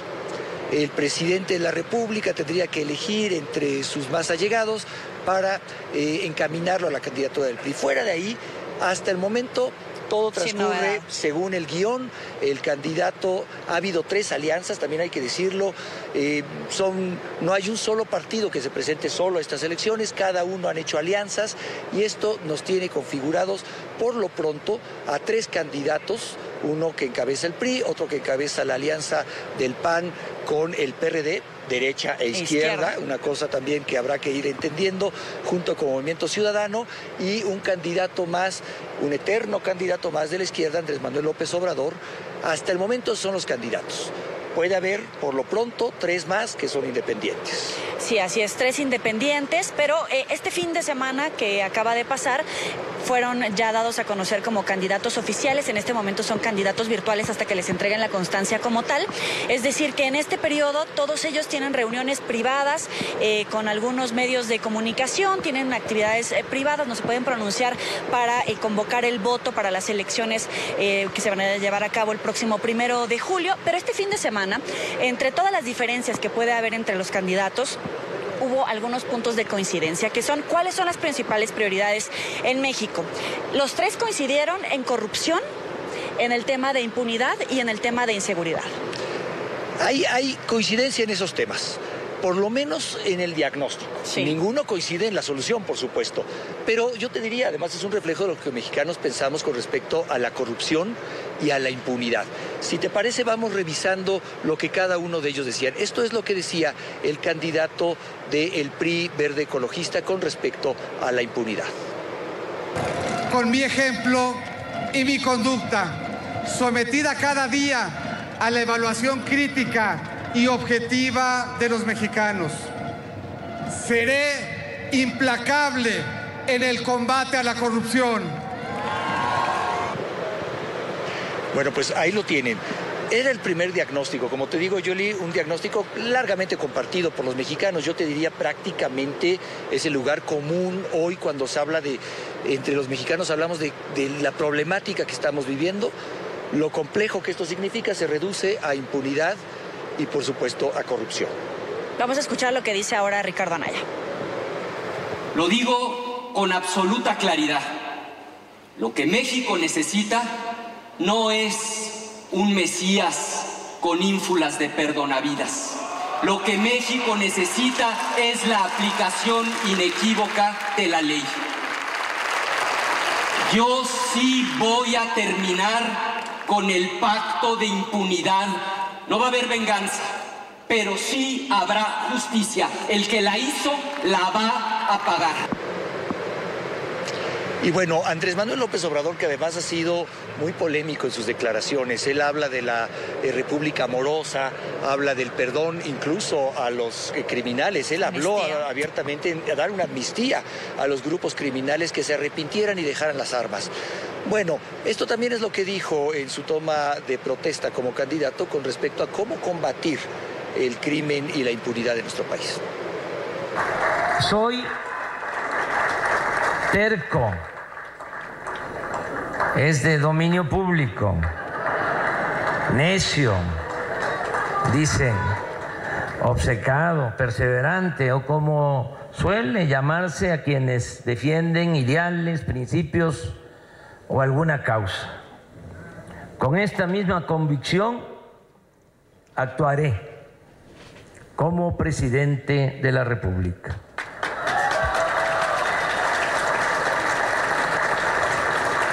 Con terquedad, con necedad, con perseverancia, rayando en la locura de manera obcecada, voy a acabar con la corrupción.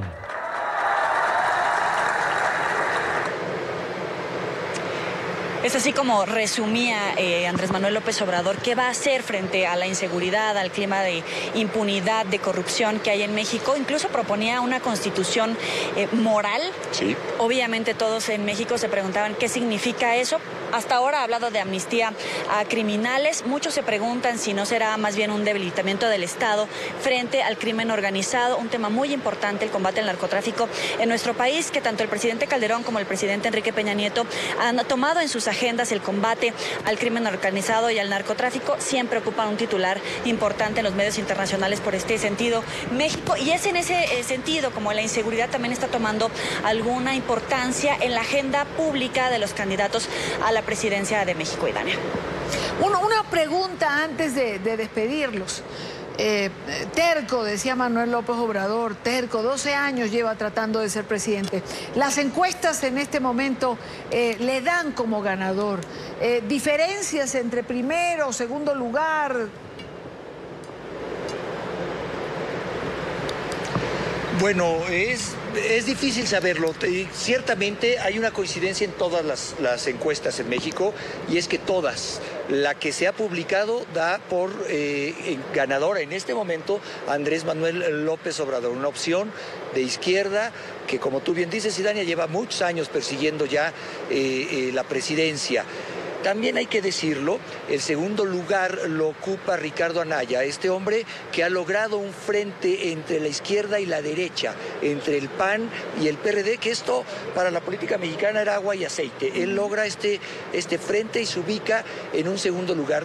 Dependiendo de la encuesta que leamos, la ventaja va de 6 puntos a 4 puntos. Que es un margen estrecho. Que es un margen estrecho. Y también hay que recordar algo. Esta es la tercera vez que Andrés Manuel López Obrador se presenta a una contienda presidencial y siempre ha partido como favorito, siempre las encuestas lo han dado como ganador, pero la historia al final termina por revertirse. Yo te diría, esta es una historia que apenas se comienza a escribir y es de un final reservado. Yo no pensaría que hoy las encuestas nos den una tendencia clara de hacia dónde puedan ir las cosas. El PRI está en tercer lugar, José Antonio Meade, que es el candidato del partido gobernante en este momento y que tal vez pueda jugar en contra la baja calificación que obtiene hasta este momento el gobierno del actual presidente Enrique Peña Nieto. En este momento, como dice Carlos, apenas viene lo bueno, porque las encuestas siempre comienza ganando Andrés Manuel López Obrador y termina nuevamente como candidato. A ver si en esta ocasión la tercera es la vencida. Dicen pues que... así las cosas, Idania, una elección fundamental. Sí, adelante. No, ya los iba a despedir, pero con la frase de, dicen que Manuel López Obrador es su propio enemigo y por eso normalmente las encuestas suelen voltearse, empieza arriba y termina siempre abajo. Gracias a ambos, a Carlos del Valle y a Joely Ramírez por estar con nosotros en la tarde de hoy desde Ciudad de México. Y con esto llegamos al final de la tarde. Gracias a ustedes por habernos acompañado, por estar allí. Nuestras entrevistas en nuestra página web ntn24.com. Termina la tarde, comienza la noche. El tema testaferrato de la FARC en Colombia. Les espero mañana a la misma hora para compartir, debatir, analizar la agenda informativa del día. Buenas tardes.